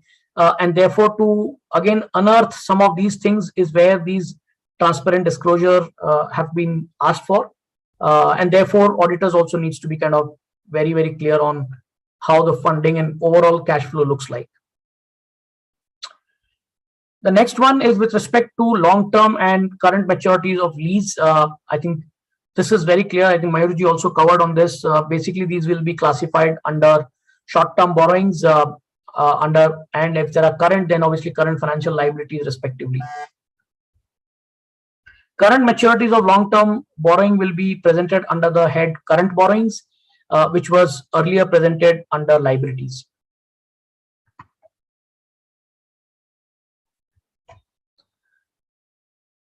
The next one is with respect to utilization of borrowed funds from securities premium or any other sources of funds. Now, where the company has actually advanced or loaned any amount of funds, from the loan that they have taken or the security premium for issue of share proceeds, including foreign subsidiary, then the following disclosures will apply. One, directly or indirectly lend or invest in other persons' entities identified in any manner whatsoever on behalf of the company. So important is to unearth the Benami or ultimate beneficiary is the whole idea of this disclosures. So what are the disclosures one needs to give? The date and the amount of fund advanced or loan given, date and the amount of fund further advanced by such intermediary to the ultimate beneficiary, date and the amount of guarantee, security provided on behalf of the ultimate beneficiary, and declaration that these are in accordance with the FEMA provisions and are not violation of the Prevention of Money Laundering Act. So very, very onerous disclosures for companies. From an auditor's lens, 143(3) require these disclosures. Far-reaching implications, if you ask me. The idea is to cover transactions that are actually camouflaged by including a pass-through entity or a hide ultimate beneficiary. Many a times companies take borrowed funds and put it in another entity. Eventually, the objective is to pass the fund from that entity to another beneficiary or ultimate beneficiary, which through your company's lens you will never be able to figure out. So that's how the disclosures are. Disclosures are required to be given for both the funding party and the intermediary. It's your company and the company to which you have given it, so that company can give it to the ultimate beneficiary. Both parties will have to make these disclosures. Therefore, from a receiving entity perspective and the giver entity perspective, these disclosures apply.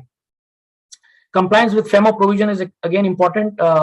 So if you see, the core of this is hugely onerous, and I'm sure practically we all will face challenges when we opine on CARO on this clause this year.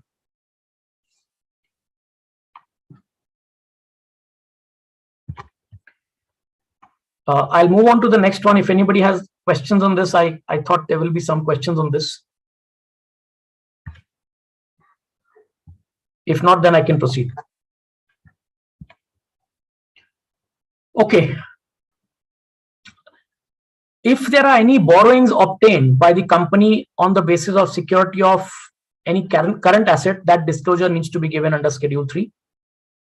Basically, if you are borrowing from banks or financial institution on the security of current assets, then you need to give a disclosure whether the quarterly returns submitted to the banks or financial institutions are in agreement with the books of accounts, and summary of any reconciliation, basically what you submit to banks and financial institution, if that differs from the books of account, what are the reconciling items, this needs to be given. Now, the reason why this disclosure came in was many a times whatever submissions were made by the company, the borrowing company, to the banks and financial institution, there was a disparity of what the underlying financial numbers in the accounts would reflect. So therefore, there was no way for bank to get an assurance whether these are numbers which are genuine or not genuine. Now with this disclosure in the financial statement, now with this disclosure requirement, it is very clear that if the company is furnishing any returns, the quarterly returns with the banks or FI, then an assertion has to be made whether these are in agreement with books of accounts or not. And obviously, the auditor will have to question and review from a CARO perspective whether these are in agreement with books of accounts. Now, typically, the challenge that we see is many a times companies, submit these quarterly returns, but those are based on, let's say, consolidated numbers, not standalone numbers, or maybe based on group accounts and not statutory accounts. All those practical implementation issues may come. So one needs to be careful of what is being reported from a CARO perspective. Now, this disclosure is required for all borrowings from bank and financial institution, but this is not required for other than bank. For example, if somebody has taken a loan from an individual, this is not required because you typically don't furnish any quarterly returns or anything. The quarterly returns or the credit facility that you have taken should be both fund-based or non-fund-based, for which these returns are filed, and therefore it is not always on a fund-based credit facility. Disclosure is also required where borrowings have been availed basis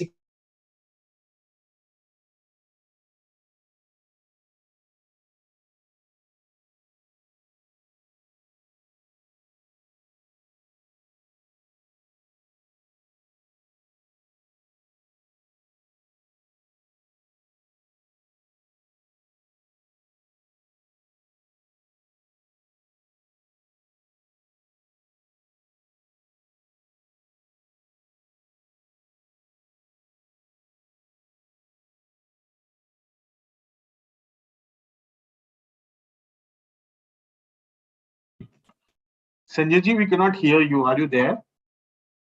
I guess उनके यहाँ load shedding हो गई है पीछे. System hang वगैरह हो गया है या तो लाइट गई है, उनका नेटवर्क ट्रिप किया है शायद. तो I guess he'll be joining back soon. जी आप कुछ बोल दीजिए. कुछ क्वेश्चंस आए हुए हैं. बहुत अच्छा प्रेजेंटेशन चल रहा है इनका. Very good presentation. Thank you Mangala ji.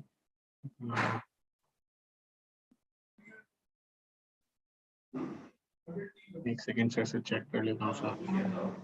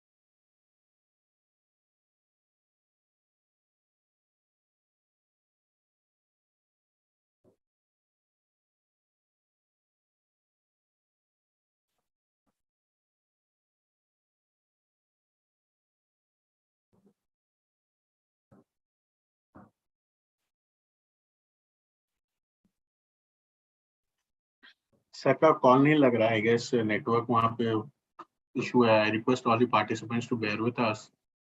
Now we'll just resume. Meanwhile, Hariram ji will join and take over while the time sir is joining.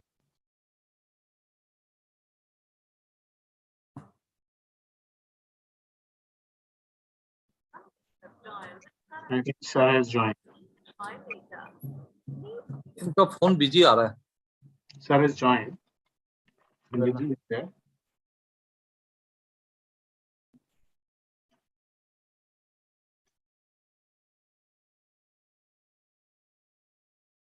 हाँ, ज्वाइन कर ली. जी सर Sorry. आपका drop हो गया, I guess. Sorry. I don't know why it went off suddenly. No Let me issue. share the screen. Apologies for that. No issue, sir. Please carry on.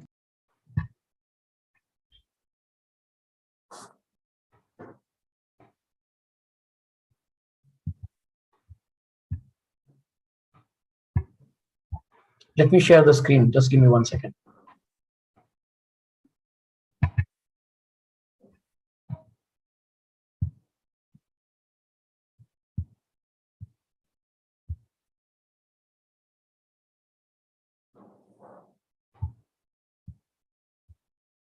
Yeah, can you see the screen, sir? Yes, sir, we can. Okay, sorry about that. So I was speaking about borrowings obtained on the basis of security of. So these are the disclosures one needs to give. Any discrepancies are to be reported. Only quarterly returns are to be considered. Now, I have seen practically one case where the company said that the bank has not even asked for the returns, and therefore I never gave the returns to the bank. But that argument will not hold good, because under your borrowing agreement, you will be required to furnish the quarterly returns as per the RBI rules also. Just because a bank has not demanded for it doesn't mean that your obligation is kind of absolved. You need to still give that, and therefore compare whether what has been furnished with the returns, is it matching with the books of account or not. And from an auditor's lens, this is to be given only when the amount of working capital exceeds 5 crore. You don't need to compare with the monthly return that you need to do. It's only on the quarterly filing that you do.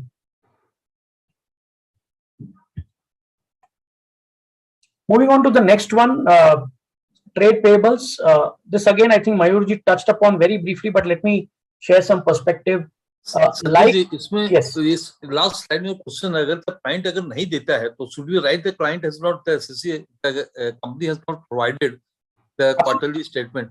I think we should give this disclosure. Yes, for any other one. It's a scope limitation. If you are not, limit. that's a scope limitation. Absolutely. Plus कई बार ऐसा होता है कि quarterly की जगह पर जैसे at the end of the quarter की जगह next 7th of the month या 10th ऑफ द मंथ का स्टेटमेंट जाती है. So that also can be regarded as a quarterly. So the idea is that it is quarterly statement. The due date for that may be 30th of the quarter or maybe 7 days later. I don't think you are required to comment on the timing of the submission. All you are required to say is whatever you submitted on a quarterly basis to the bank, that matches to the books or not. Whether you've submitted 7 days later, 6 days later, uska consequences are different. Ki bank may call back the loan, that you have to evaluate in a very different perspective, but not for this clause. And only the material discrepancy has to be reported both in CARO Yes. and as well as in the balance sheet. That's right. And CARO के अंदर में जैसे reporting के अंदर में 5 करोड़ की limitation है, लेकिन मेरे ख्याल से बैलेंस शीट के अंदर में there is no such limit, even if it is a 50 lakhs. Absolutely. For company it is for all. For CARO it is 5 crore. Yeah.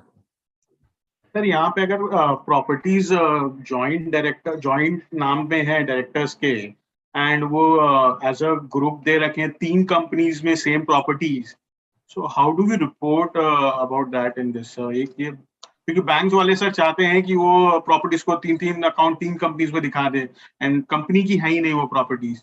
So what is the right way to go about it? I think the right way is one for the company also to disclose that company is having certain assets which are in the joint ownership of ABC, whatever companies or joint holdings. And I think from a auditor responsibility, it's not for this clause.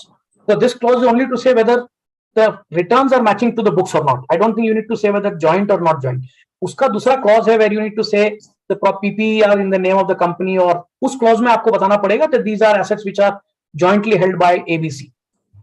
Not for this. Members permission, members approval, वो सब का जरूरत नहीं रहता है. नहीं वो रहेगा, वो लेना पड़ेगा. You need to look at what are the terms and conditions where 3 parties or 2 parties or 5 parties have signed that agreement for any disclosure, any reporting.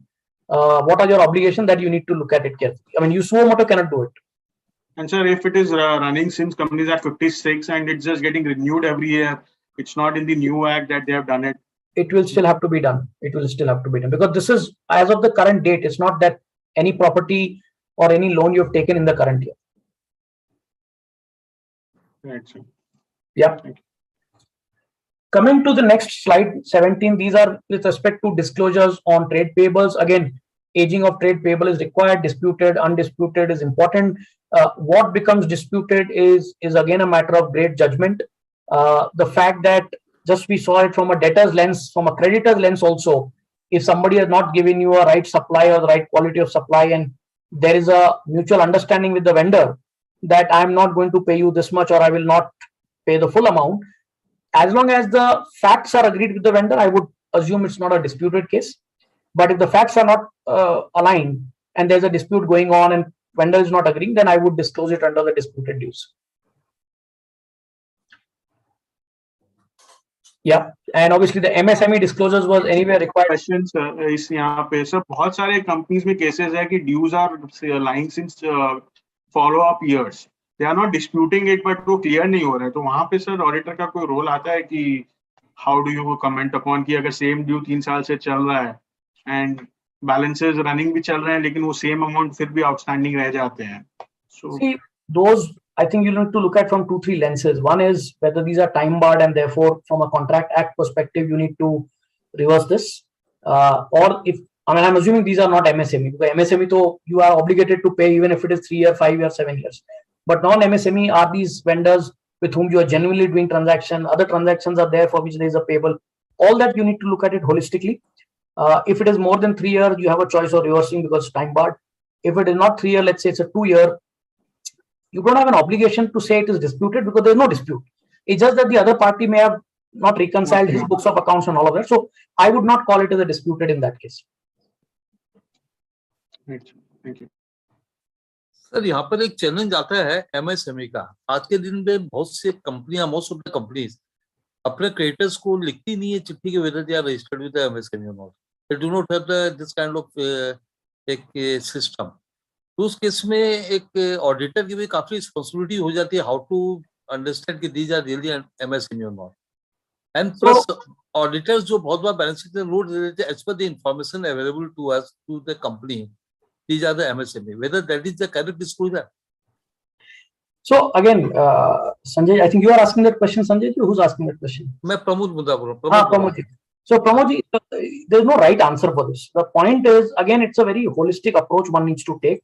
As long as you believe companies' control over identifying the MSME is in place, which means company on a quarterly basis, on a monthly basis, or yearly basis writes to all the vendors and get these data.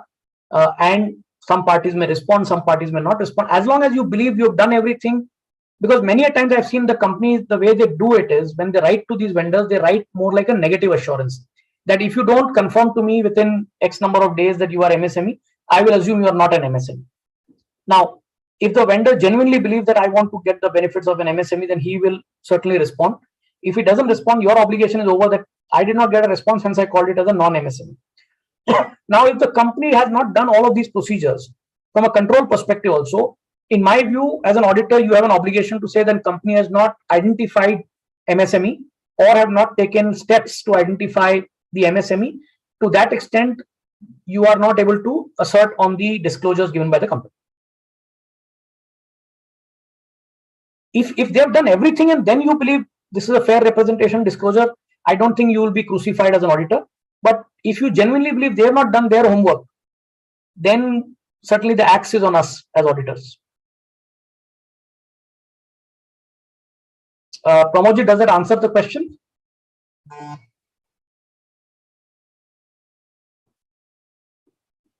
Pramodji? Okay, Pramodji is on mute. You can carry on, sir. Okay, Pratikji, I'll carry on. Relationship with stuck off companies. Again, this has been a huge matter of debate, dispute with most of the clients that I have signed off. Similar to the previous question, there's no right answer as to how will you identify completeness, accuracy of this data, because in our country there is no one source of truth of what is a stock of companies. And some of these details which are available in the MCA portal and many places, it might be that within the group of companies, some are stuck off, some are not stuck off. The names are updated at a holding or a group level and not at an individual entity within the group. Also, these data don't get updated for stock off companies on a real-time basis. They might be slightly dated. So a lot of questions come in as to whether really there is one source of truth to identify stock off companies. I think here also what other companies have done is they've done enough procedures to be comfortable that they've taken a laundry list of all their vendors, compared the CIN number with what is available with the MCA portal, just to broadly get a sense key, none of these are appearing in the list as a stock off, and therefore given that kind of a disclosures. I've not seen any company so far who has published the results to say these are the vendors who I deal with which are stuck off. So most companies have kind of given a clean disclosure on this, but again, time will only tell how things evolve. Maybe food for thought for government to see. There's a portal they make which is real time of companies that are stuck off for better transparency and governance of corporates. Sanjay ji, इसमें question है कि कई कंपनियों के अंदर में जो wholesale holding है by the companies which are stuck off, ये बहुत बार क्या होता है कि कंपनियां मर्ज हो गई है एंड आज कंपनी जिसकी बुक्स में शेयर होल्डिंग उनको मालूम ही नहीं the company has been merged. उस केस के अंदर में इसका इंपैक्ट क्या होगा, both from the company's point of view and both from the income tax and also from the income tax point of view? Good question, Pramodji. I have not thought through from an income tax perspective. Maybe I'll have to think through this.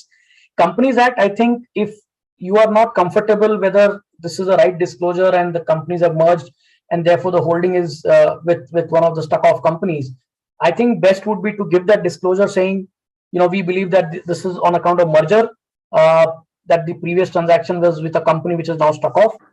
Best to be transparent and give that disclosure rather than knowingly not giving the disclosure. That's what I would do.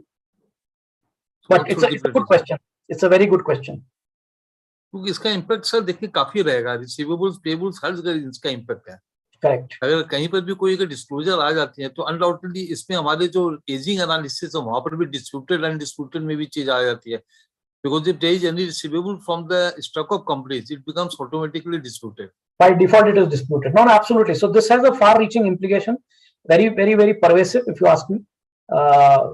Maybe we need to think through. I don't have a ready answer for this as to what is the best way to deal with it. Thank you. Yeah. I'll move on to disclosures with respect to profit and loss account. Again, some of these are very, very challenging. One is this disclosure relating to any transaction not recorded in the books or that has come out of surrender or disclosed as income during the year when the tax assessment or search or seizure has happened. Important thing to note is you can't figure out on your own as to whether there are any such income or not. It has to be through mechanism when you look at either the minutes of meeting where, let's say, the board has kind of understood the search that had happened, outcome of the search, survey reports, and so on and so forth. So I think the onus from an auditor lens comes that have you done enough to figure out if there could be any such undisclosed income? Otherwise, you certainly cannot out of the ordinary come and say that there is an undisclosed income. But if you have not done your homework well in terms of performing some of these procedures, then auditor will be guilty of not carrying out enough procedures to figure out there's undisclosed income or not. But primarily it starts with management, if you ask me. And that's why it becomes even more challenging for auditors to really find out whether such income exists or not.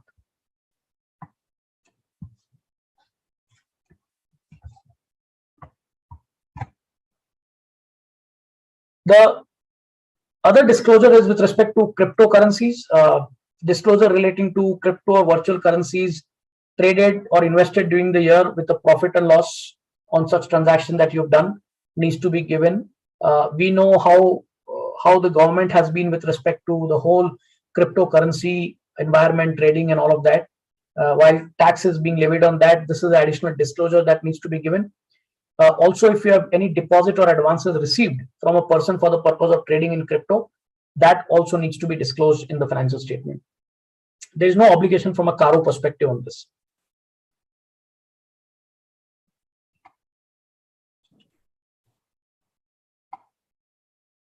I'll move on to certain additional disclosures which are required. One is with respect to number of layers of the companies. We know that under 287 of the Companies Act, there is a number of layer that is prescribed under the law, and therefore where the company has not complied with those layering rules under 287, the name of those companies which are beyond the prescribed layer will have to be given. The CIN number of the companies beyond this prescribed layer will needs to be disclosed, and the relationship that exists between your company and those companies will have to be disclosed, so that a reader of financial statement can be clear as to why the company is dealing with some of these companies. The next disclosure is with respect to willful defaulter. Again, a very debatable disclosure. If a company is declared a willful defaulter by a bank or financial institution or other lender, the following disclosures will have to be made. When was the willful defaulter declared, and the details of any defaults, including the amounts involved and the nature of default that has happened. Now, willful defaulter here would mean a person or an issuer who is defaulted for the payment of principal, interest, and so on and so forth, in accordance with the provisions of RBI Act. I haven't seen any company so far under this new Schedule 3 giving this disclosure, but I'm sure we understand the rationale why some of these disclosures are now required.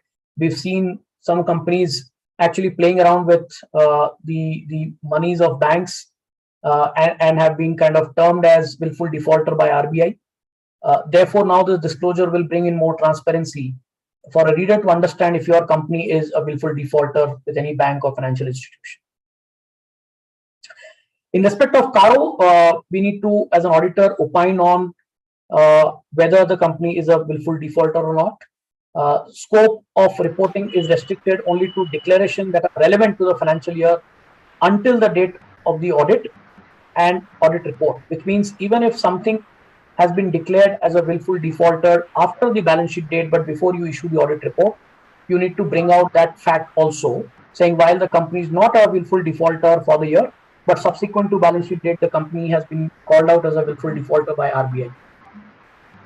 The reporting would normally a question here. Yes, sir. How do you determine that a company is a willful defaulter? Because they will not disclose themselves. Is there a portal in RBI or somewhere? Yes. Where yes. So there absolutely. So the RBI has the list of willful defaulters across banks. One can actually take from there. Obviously, if it is a listed company, then I'm assuming it will all be in public domain, plus the board audit committee will take cognizance of that. If it is an unlisted company, then I'm sure the governing body will undertake if there's any willful defaulter declared by the bank. Obviously, when a willful defaulter is declared, then bank also does a lot of action because of which you will still get to know. Let's say, for example, they seize your bank account. So when you do your confirmation procedure, they will indicate in your confirmation that the account is now held by so and so bank or whatever, right? So there are various ways in which you get to that answer. There's no one way to find that out, but you can still get it. And this would cover all banks, financial institution, all of them. Okay.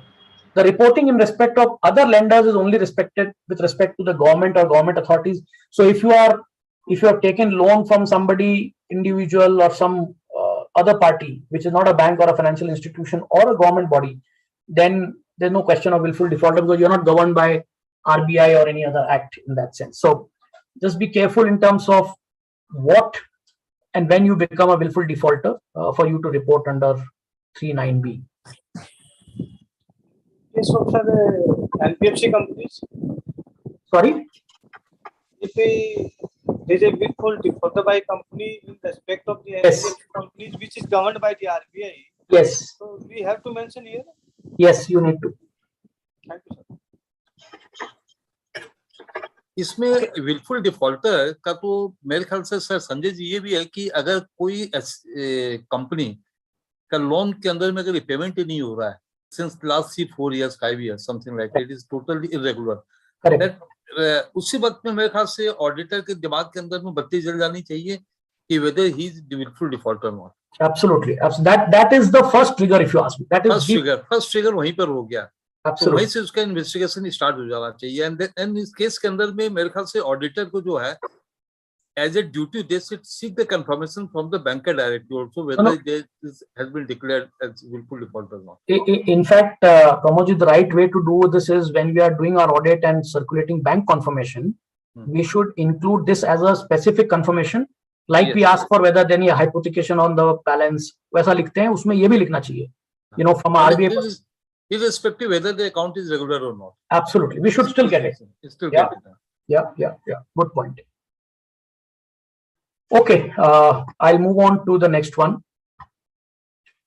This is interesting. Again, first time we are seeing that the disclosures of ratio is required under Schedule 3.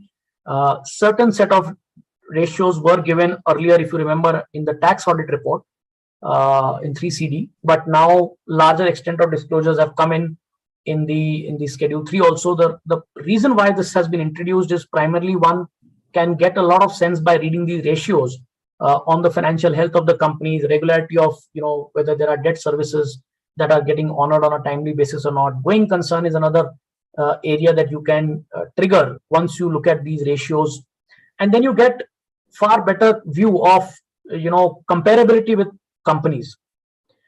While you could have earlier computed these ratios on your own, but now you can do it when the disclosures anyway there, you can do a better comparison with companies.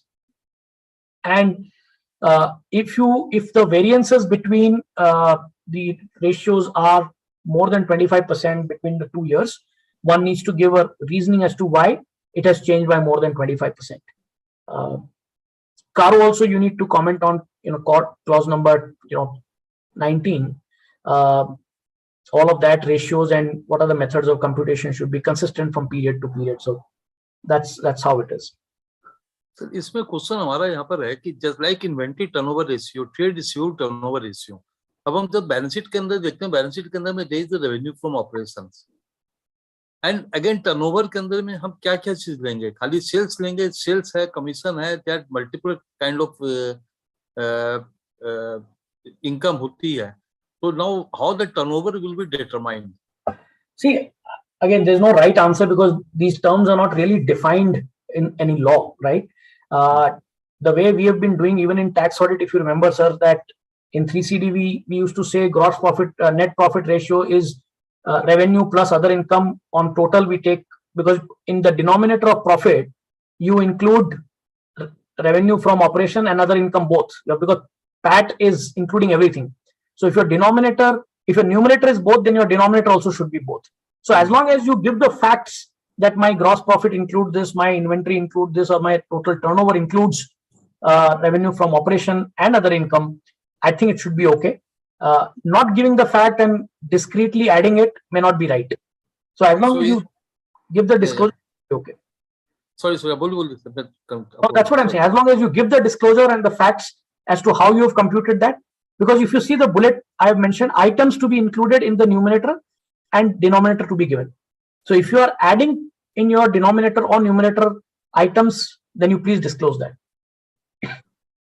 अब बहुत सारी कंपनियां जो कि छोटी छोटी कंपनियां हैं जिसके अंदर रियल में बहुत बार टर्नओवर नहीं होता है, तो वहां पर return of capital employed and return of investment, ये सब जो रेशियोज है, ये एक तरह से इररिलेवेंट नहीं हो जाते हैं क्या?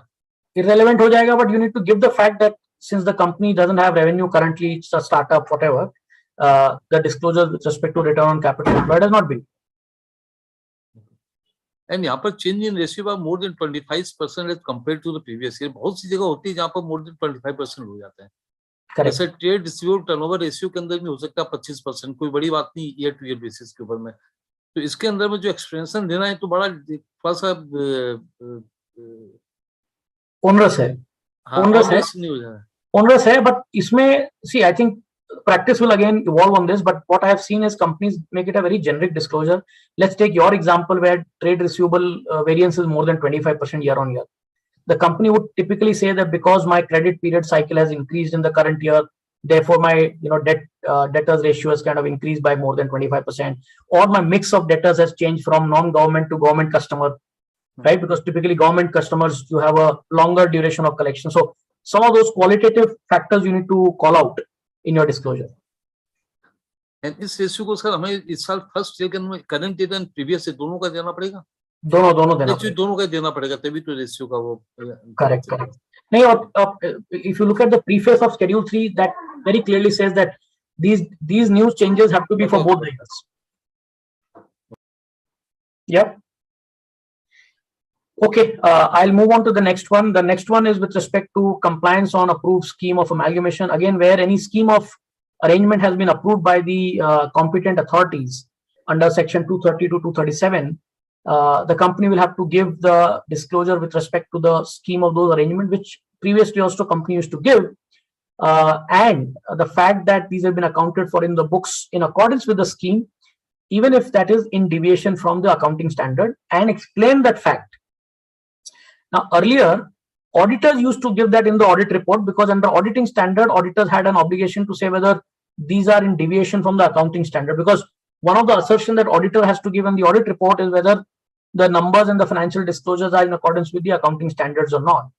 Now, if the scheme of arrangement is in deviation to the accounting standards, the company also needs to give as to why this is and give the explanation for that, apart from auditor, which anyway was doing earlier also.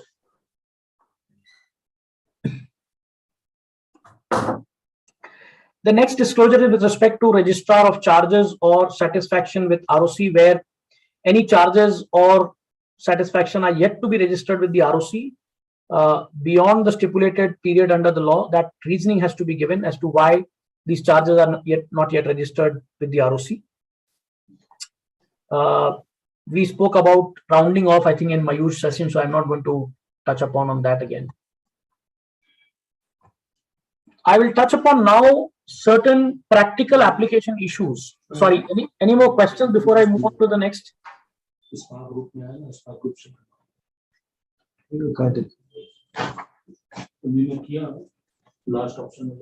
So we can take it at the end. So you can. I'll continue. Some of these next few slides, would be largely on CARO schedule. On CARO, not necessary that these are reporting under Schedule 3, but these are purely CARO and practical application issues of requirements of these disclosures. So I think it's important that we understand our obligation on next few slides very well on this. The first one is whether during the year the company has provided any loans or provided advances in the nature of loan or guarantee to any other entity. And if so, please indicate the amount, aggregate amount during the year, the amount outstanding as of the balance sheet date, or if there is any guarantee, then what is the guarantee given to joint venture, associate, and so on and so forth. And the second is aggregate amount of loan or balance outstanding to parties other than subsidiary, joint venture, associate. Now, while the Schedule 3 also had one part of the disclosure to be covered, this is an additional requirement from a CARO perspective. Multiple questions that come into my mind. The first one is, we've discussed about what is loan and what is advance in the nature of loan. So I'm not going to cover that part here. The idea is to seek the fund transfers from one entity to the other. Thank you very much. Thanks all. Thank you very much. My pleasure. Sorry, people can go on mute, please. We will be holding our next seminar in physics. Okay. So the idea is to seek to highlight fund transfer that happens by one entity to the other. But please understand that these disclosures are not required for companies whose principal business is to give loans, right? So if it is a bank whose business is to give loan, they don't need to give this disclosure. It's meant for companies whose principal business is not to give loan. And loans would include long-term and short-term loans, advances in the nature of loan, and the loans that were given in the previous years but have been kind of squared off in the current year also. So disclosure needs to come for opening balances also and what has been given during the year also, because effectively those loans also are kind of squared off in the current year. I discussed already as to what is advance in the nature of loan, so I'm not going to spend too much time on that. The subsidiary, associate, joint venture should be classified in accordance with the definition under Companies Act, because please understand that under Companies Act, if a company has invested in, let's say, 20% or more into another entity, by default that becomes an associate. But from an accounting standard perspective, under 109, that entity may not necessarily become an associate or a joint venture, because there are other rights that one needs to look at, whether that would constitute a equity affiliate or not. So therefore, the disclosures are not in the context of an accounting standard definition, but under Companies Act definition. So just be careful on that. Nominal amount of loan should be considered and not the carrying value of the loan, because the carrying value of loan may be subject to EIR or amortized cost disclosures and so on and so forth. But the nominal amount of loan is what matters for this disclosure.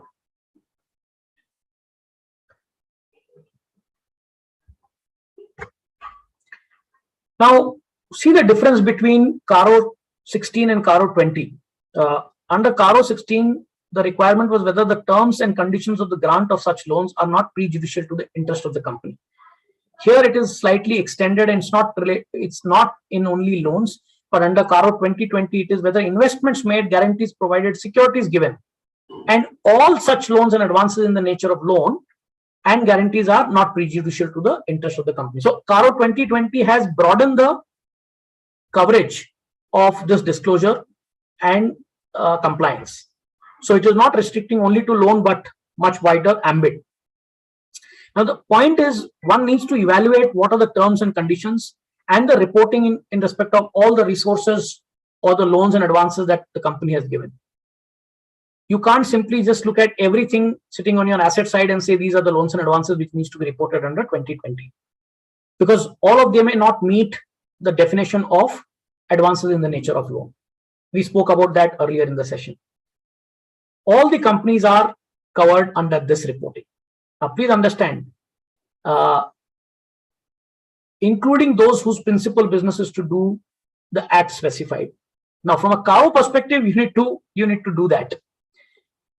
Would a loan be given in the previous year, but the existing in the current year has been squared off? One needs to give the disclosure even for that. If a loan was repaid and was renewed, again that gets covered under this disclosure.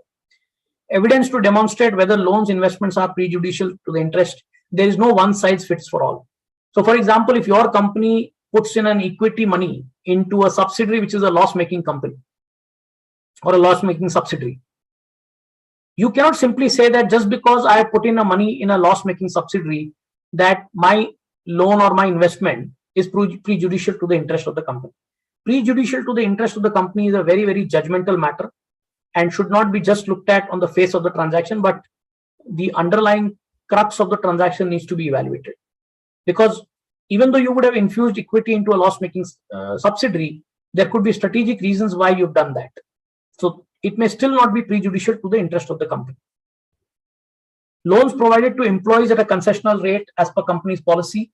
Somebody asked this question, that may not by default become prejudicial to the interest of the company.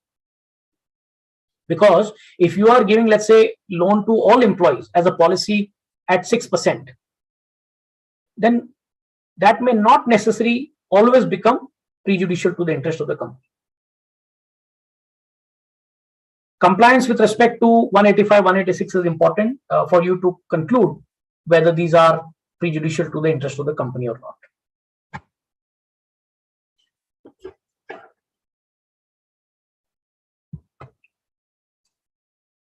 The third important aspect is whether the schedule of repayment of principal and interest has been stipulated and whether the repayment or repairs are regular. That was under old CARO 16.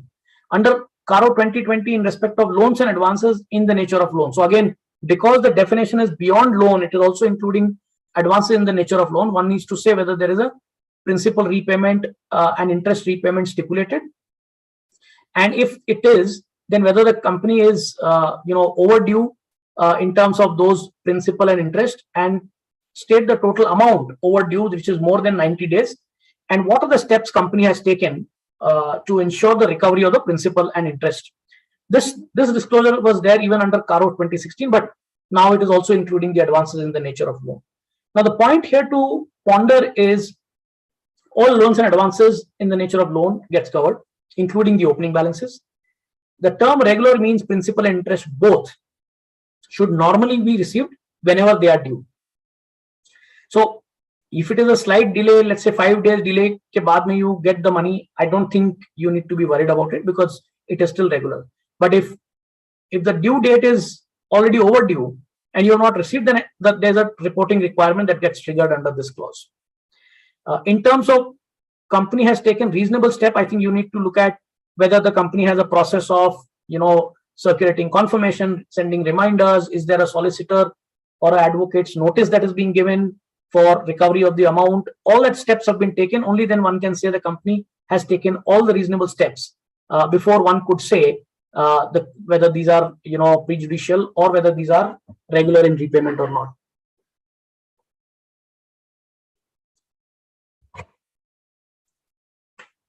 The next clause 3.3e is with respect to whether the loans or advance in the nature of loan has fallen due during the year, or has been renewed, or has been extended, or a fresh loan granted to settle the overdues of existing loan given to the same parties.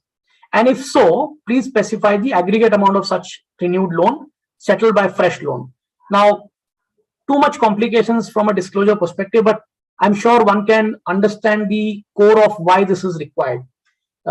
Companies keep on giving advance to A gives that advance to B gives that advance to C. Then there's a repayment happening on the due date to settle the old due.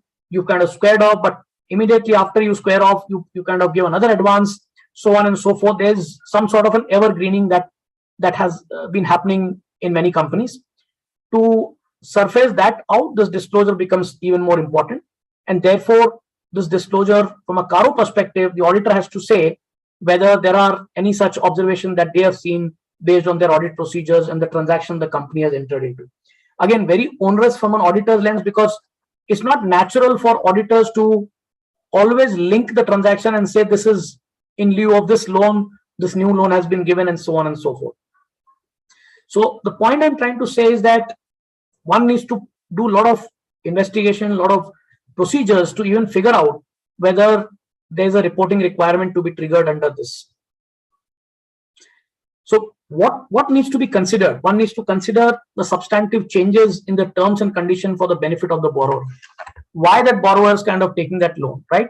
Whether loan fallen due and continues to remain outstanding, right? Or these are getting repaid only on the last day, but next day again the loan is kind of renewed. Are these loan to a related party? If it is to a related party, then even more attention is required.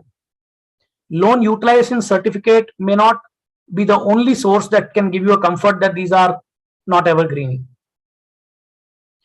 And this reporting requirement is for all instances of fresh loan given to a party whose loan had fallen due during the year. Loan can also be restructured, right, through third parties, same parties. We need to be careful about it. And therefore, you can imagine how much onerous it becomes for auditor to look at some of these transactions to comment on 3.3e under CARO.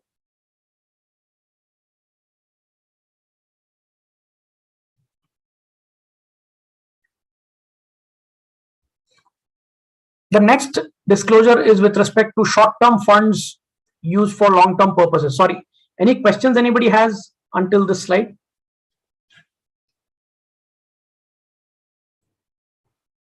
No questions right now. Okay, so then I'll continue.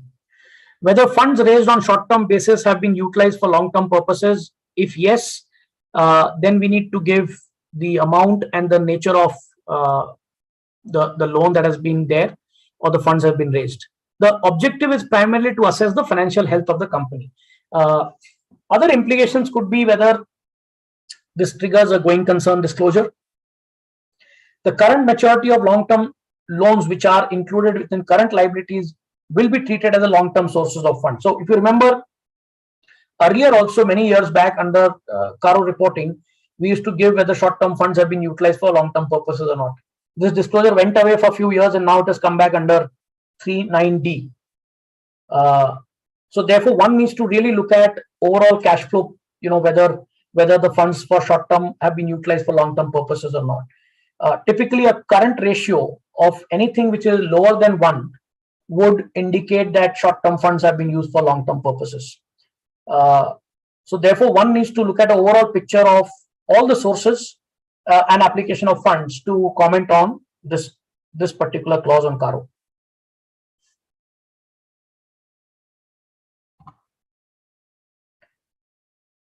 The next disclosure is with respect to whether the company has taken any funds from an entity or person on account of or to meet the obligation of its subsidiary, associate, or joint venture, and if so, give the disclosure with respect to the same transaction, the amount involved, and so on and so forth.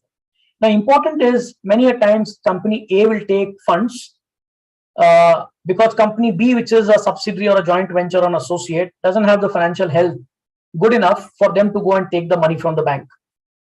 So company A, which is a holding company, takes the fund, but primarily with the objective of meeting the obligations of the subsidiary, joint venture, associate. That disclosure needs to come from a CARO perspective in the audit report, in the CARO report. Subsidiary, joint venture, associate, like we discussed previously, will be governed by the Companies Act and not necessarily by the accounting standard definition. This reporting is for all loans taken or funds taken from bank, financial institution, LLP, anywhere, in any form, to meet these obligations, which will have to be disclosed.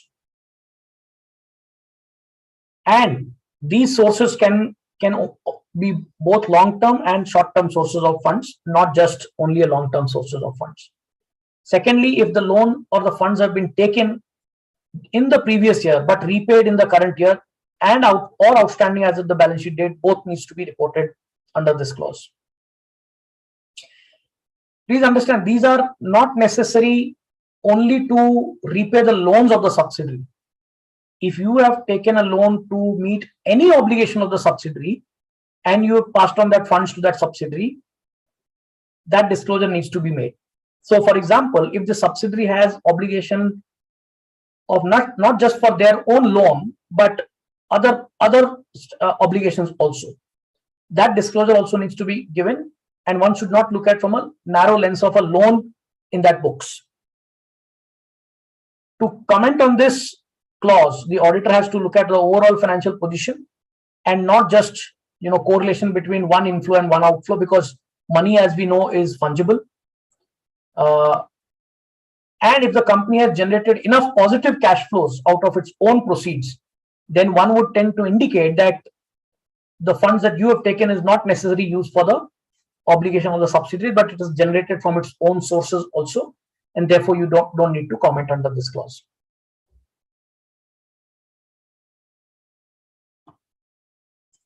The next one is on cash losses. If the company has incurred any cash losses in the financial year and in the immediately preceding financial year, then that fact needs to be disclosed. This fact again becomes important from a going concern perspective also.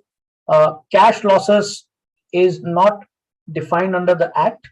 Basically, the cash losses would be different from what is distributable profit or realized profit, because for computing cash losses, you need to add back depreciation and non-cash items, provision for doubtful debt, and so on and so forth. So it's not necessarily a distributable profit, but is a fairly narrow definition of what is a cash loss. Cash flow from operating activity is not the only way to look at it to arrive at a cash loss, but overall cash position has to be looked at to see whether there's a cash loss or not. One thing to note is that whether these are as per the financial information or do you need to make any adjustment to the financial information? Yes, if there are any qualification that auditor has given in the audit report and those qualifications are quantifiable, then one needs to adjust those also to arrive at a cash loss. For example, let's say the financial profit loss account is 100, and the auditor has kind of qualified the audit report saying that the company should be recording, let's say, an impairment loss of X amount, then one needs to factor that to arrive at a cash loss and not ignore any qualification. So it can be, I mean, maybe the bad debt is not a good example because bad debt itself is a non-cash item, but any qualification that is there, one needs to adjust that to arrive at a cash loss. No adjustment is required for any item for contingent nature. Obviously, all of that is in the books and recorded. One needs to look at it and not contingencies. This has to be reported for not just current year, but for the comparative year also, for a reader to make sense whether continuously for 2 years there are cash losses or not.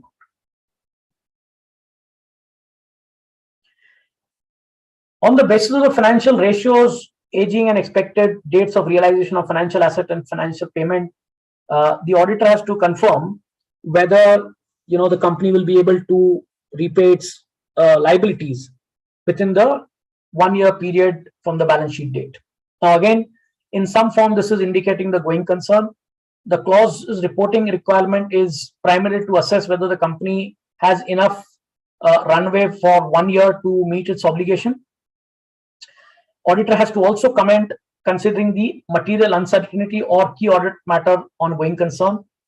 The test of existence of material uncertainty has to be performed on the date of the audit report, but based on the financial condition existing as of the balance sheet date. So important to understand this 2 milestone while you are assessing on the date of the audit report that next 12 months will you be able to survive or not, but based on the financial liabilities and assets that are existing on the balance sheet date.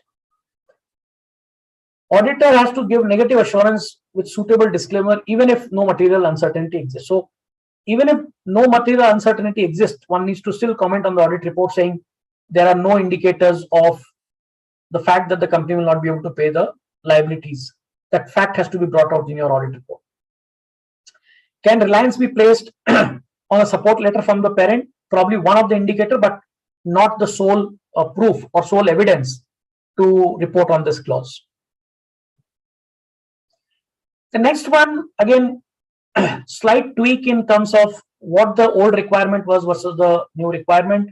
The old requirement was whether there any fraud by the company or any fraud on the company by its officer and employees. So as far as fraud on the company is considered, it was restricted only for any fraud that is on the company by its officer or employees under the old CARO. Under new CARO, it is on company and not just only from officers or employees. That's the key difference. And secondly, whether any report under section 12 of 143 of Companies Act has been filed by the auditors in the form ADT. Now, the important point is there's no word material fraud indicated in the CARO reporting, but one would tend to believe that any immaterial fraud that does not cause a misstatement to the financial statement may not require reporting under this clause. One needs to also consider other implications of reporting from this clause perspective, whether there are any reports or the returns that are submitted. Are there any discrepancies on returns that are filed with the banks or financial institution? Any unrecorded transaction, the Benami transaction, if you remember it, any undisclosed income, all of that can trigger once you report under this clause. So it's a very far-reaching implication of reporting under this clause. The whistleblower complaints are again an important considerations for reporting under clause 311A and B. Whether the auditor has considered whistleblower complaints, if any, received during the year by the company. Again, in your audit procedures, auditors used to typically look at any whistleblower complaints just to be comfortable that there is nothing unnoticed. But now, even though auditors were performing these procedures, that fact has to be brought out in the CARO report.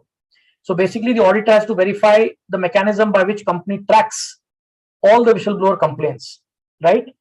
Every complaint received by the company will have to be evaluated whether it is anonymous or not.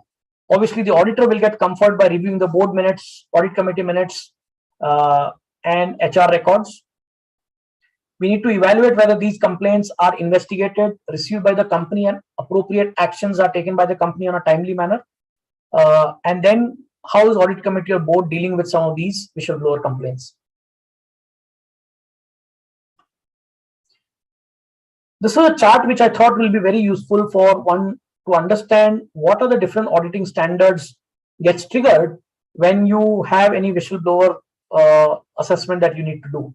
One, obviously, from a SA 315 perspective, you need to look at what are the controls that company has, or the overall entity level control which tracks the whistleblower complaints that are received. From a SA 500 perspective, what are the procedures for control environment which auditor may consider, and reviewing the whistleblowing reports that are available with the board and audit committee. From a SA 240 perspective, whether those charged with governance have disclosed to the auditors about their understanding and their knowledge of any whistleblower complaint or a suspected fraud that has come to their notice. From an SRE 2410, the auditor is required to inquire of management and those charged with governance of any allegations of fraud in their financial audit. And from a guidance note on fraud perspective, the audit process relating to whistleblower needs to be documented. From an IFC internal financial control perspective, all of this has to be forming a part of the entity level controls. The next one is with respect to internal audit, whether the company has an internal audit system commensurate with the size of the business and the nature of its business.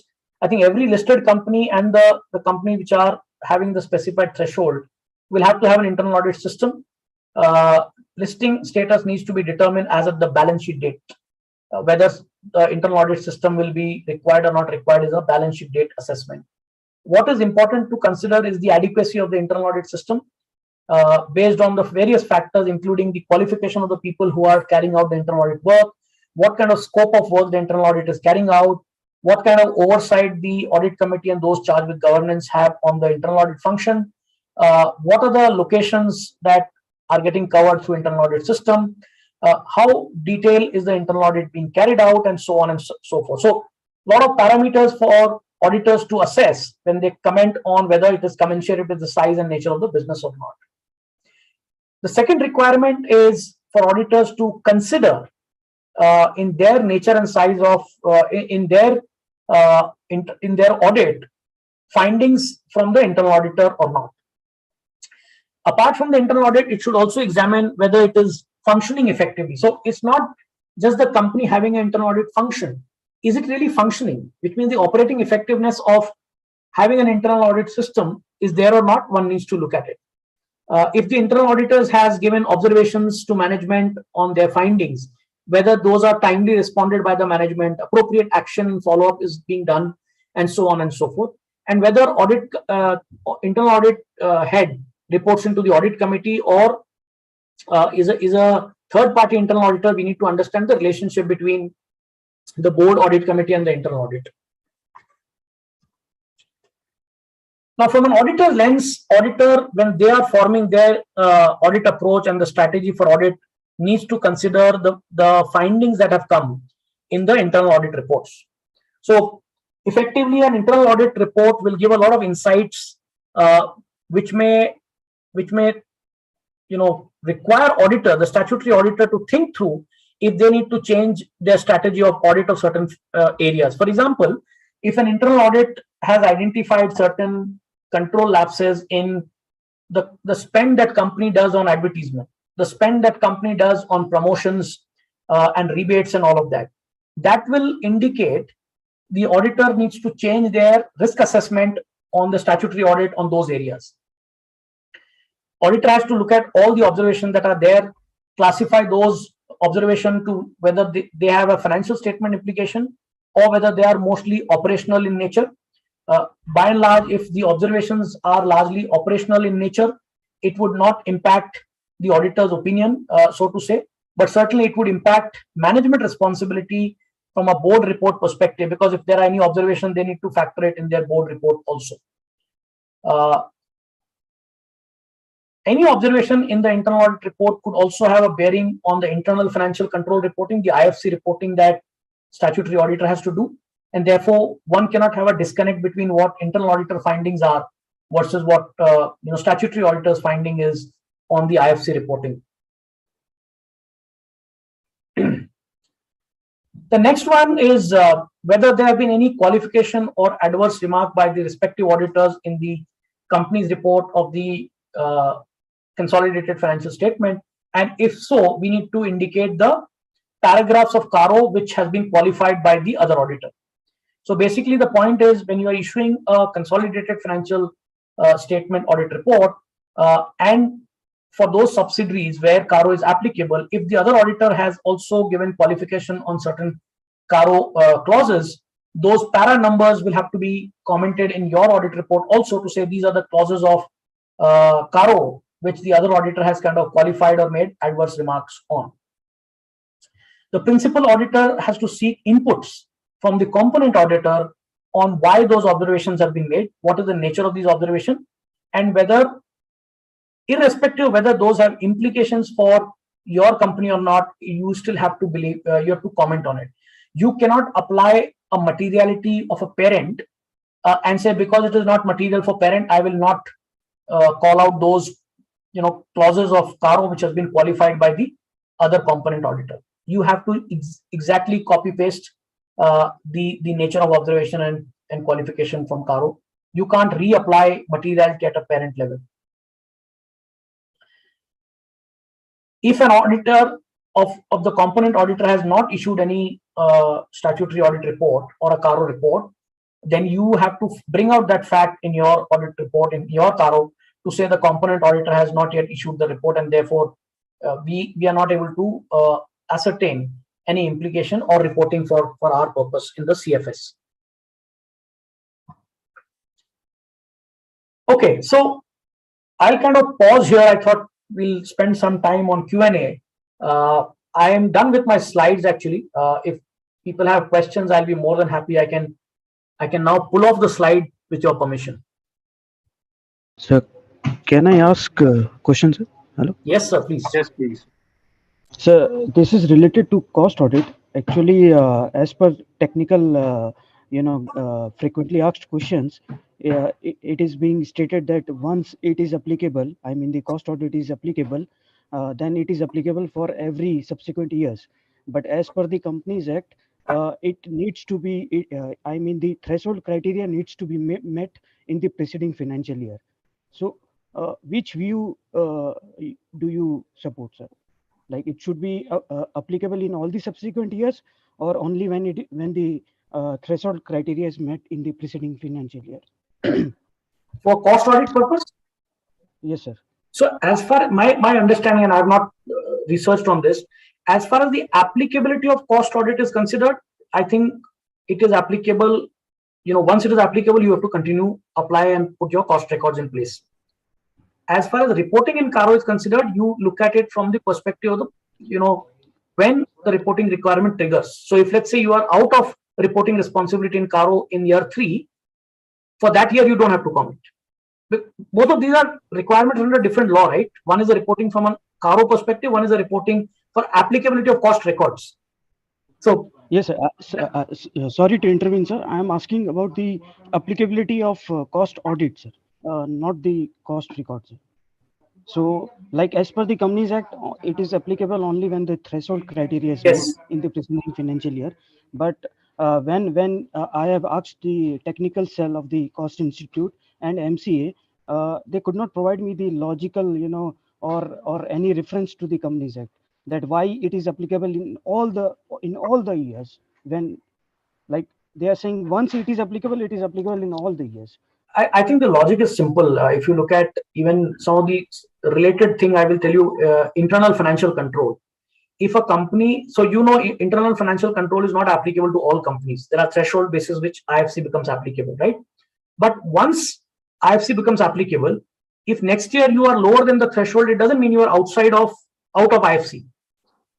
Therefore, in my view, similar logic would apply here also, that once your journey has started, you have to follow that journey. I mean, that's what I can think of the mind right now. And so last intervention. Sure, please. So if we look at the definition of tax audit also, it is based on threshold criteria. So we only, tax audit is only applicable when that threshold criteria is met. Otherwise, we don't, we conduct tax audit in that year. So Right. similarly, the definition of the definition of cost audit is there in the Companies Act. So I agree. So maybe this is a question for us to go back to technical team and ask clarification. I don't think this is straight away answer in the law. We'll have to spend some time. I'm sorry about yeah.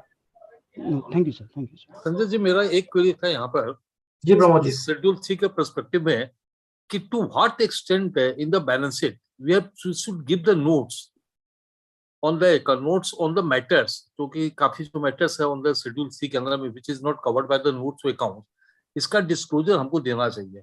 जैसे if the company is not doing any crypto currencies, then even should we say that the company is not dealing any crypto currencies, और या इस type के जो कई जो general notes है should we cover in the notes to accounts? So again, Pramod ji, there's no one answer right now because all of this is the first year. People are also thinking through. Only on an exception basis, people should give that, or they should look at the laundry list of all requirements. Say this is not applicable, not applicable. There are no cryptocurrency transactions, blah blah blah. There's no right answer. I have seen practically all the companies that have issued their audit results right now. Both the views have been taken.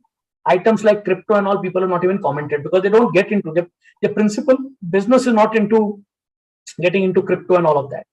So only where company believes that there's a potential of this transaction existing, they have commented that we don't have this. Otherwise, people have given both kind of taken both kind of approach, either to comment on everything or comment on what is applicable to them.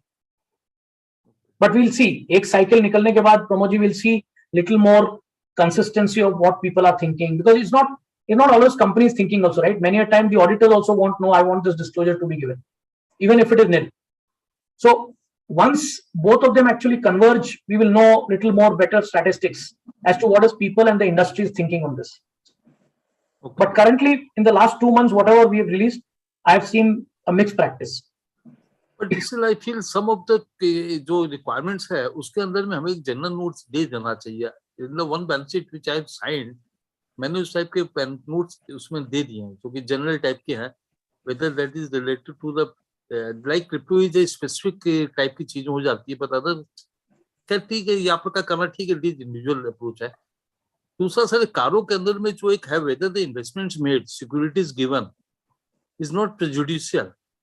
Now अब ऐसा है कि अगर मैं investment करता हूँ किसी company के अंदर में from the long term perspective, if the investment goes bad in the future years, क्या सपोज कीजिए किसी कंपनी को मैंने सिक्योरिटी दी अपनी ग्रुप कंपनी के अंदर में, now that company becomes bad, company that loan turns bad in future, तो उसके ऊपर में ऑडिटर की क्या रिस्पांसिबिलिटी आ सकती है? Because this is something which is continuing every year, it the same thing is there, so every year I have to review. So maybe in the year in which the loan has been, the security has been given, it was not prejudicial to the interest of the company. Correct. But subsequently it has become prejudicial to the interest of the company. But that's okay. I don't think auditor will get crucified if 3 years later, 5 years later, there's a problem with the company. As long as one can clearly call out that we did not know anything on the date of investment that there is something wrong, it should be okay. I don't see a problem. It should be okay. Yeah. Sir, how will we report about loan granted and payable on demand or without specifying any period? This is covered in 3F. So, and how it will impact on our balance sheet or MCA requirements or on that? No, nothing, sir. I think the CARO guidance note also acknowledges that companies may give loans and advances in the nature of loan, which are repayable on demand, right? And there is no specified period defined. As long as the auditor brings out that fact in the CARO report that X amount of loan has been granted to ABC, which is repayable on demand, and the borrower has, so the lender has not asked for the repayment, I think that fact is okay. There's no other implication. But we need to bring out that. See, we cannot remain silent about it.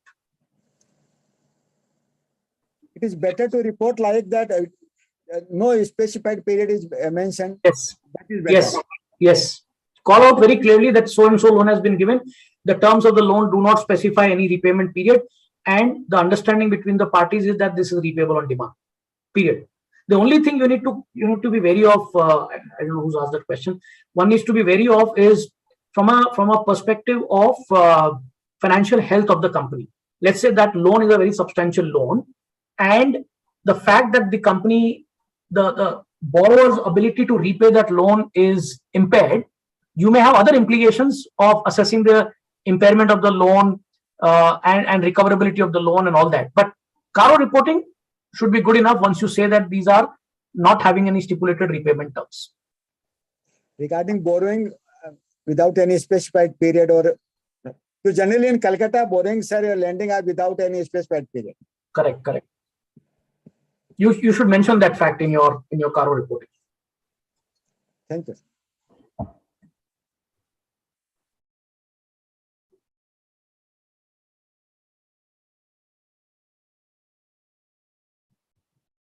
Any more questions on CARO Schedule 3?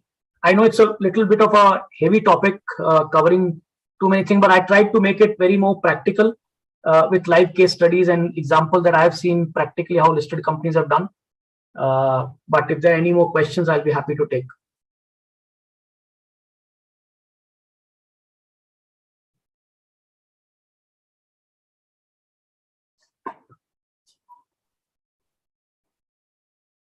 Okay. I guess Pramodji and Pratikji, I don't think I can see any questions coming in. Anything in the chat that I missed out? Somebody can check. No question in chat.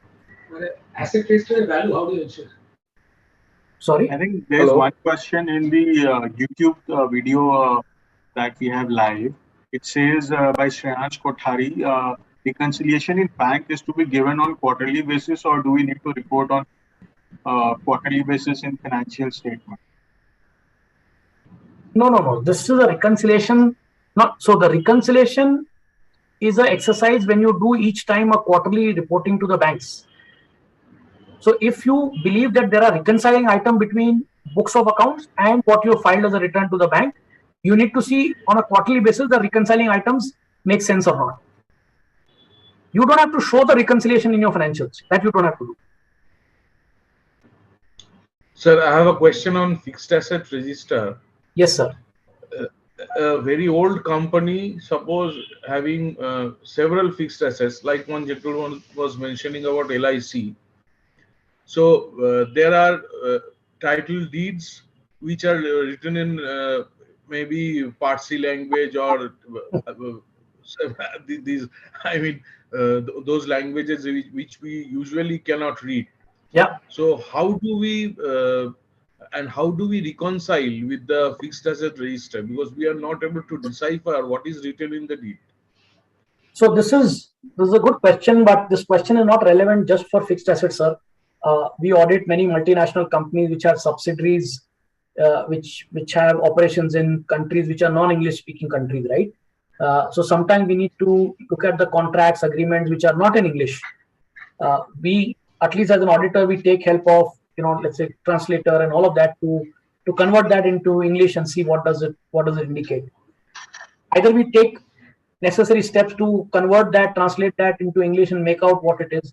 If we still believe that it's not workable, I think it's a scope limitation. We need to call that out, saying that to the extent of lease deeds which are not available with the company or available but cannot be read, we are not able to make the comment. Actually, how do we determine the value? No, you don't need to determine the value, sir. You need to determine whether these are in the title deeds are in the name of the company or not, right? Right. So but you have to tally with the fixed asset register. Yeah, you historical need to tally. Cost. Yes, I know. So to the extent you are able to directly tally, you are able to match it. Let's say there are 10 agreements which are in non-English language. You need to say that the company has X number of lease deeds which are not in English, or the company is not able to furnish the English version of that. To that extent, we are not able to comment on the CARO from a completeness or disclosure point of view. We should not take it on our head. It's a company's problem. It's not our problem. Okay, thank you, sir. Sanjay ji, एक question मेरा था यहाँ पर reconciliation और fix assets के ऊपर में, Yes, इस sir. साल में जो एक दिया हुआ है कि the company has to disclose the reconciliation of each class of assets, तो पुराने जो रिक्वायरमेंट थी और इस रिक्वायरमेंट में बेसिक डिफरेंस क्या, मुझे समझ में नहीं आ रहा है इस चीज को। पहले भी जो डिस्क्लोजर देते थे हम लोग इस क्लास ऑफ एसेट्स के अंदर में देते थे, what is the addition, what is the deduction, what is the depreciation and जो शेड्यूल था, तो इसके डिस्क्लोजर रिक्वायरमेंट में कुछ या फॉर्मेट में कुछ चेंज हुआ है क्या उससे? नहीं, फॉर्मेट में कोई चेंज नहीं हुआ है। पीपीई में now they have included the immovable properties, the intangible assets also, intangible assets under construction also, all of that also. पहले क्या था कि silent, so all class of asset means some of these which people were doubtful whether that also gets covered or not is now clarified. Okay, otherwise format is the same. Yeah, format doesn't go change. Thank you. अभी जो मयूर ने कहा कि हमको previous year के figure means से मार्च 22 का जो शेड्यूल बना है उसके साथ साथ के नीचे में मुझे मार्च 21 का भी शेड्यूल बनाना पड़ेगा, ऐसा तो नहीं है? शेड्यूल किसका बोल रहे हैं सर? फिक्स्ड एसेट्स का शेड्यूल मींस हमको करंट ईयर का शेड्यूल और प्रीवियस ईयर का शेड्यूल इन टोटलिटी में देना पड़ेगा, ऐसा तो कुछ नहीं है? नहीं, देखिए वैसा कुछ नहीं है कि पहले भी आप under old schedule 3 also company used to give current year का schedule with one line item of previous year, right? Rather than a exact mirror of similar schedule, you would not give. But there were a set of companies who used to give even earlier also. I don't think the new requirement says exactly copy paste the current year schedule like previous year. I don't think it is saying in as many words. But it's better to give it rather than giving that one line. It's better to give it, yeah. Yeah. Okay. Listed companies are giving the full disclosure. Listed company में तो sir इन days के हिसाब से जाता है ना, तो इसलिए उसमें देना ही पड़ता है बात है। Correct.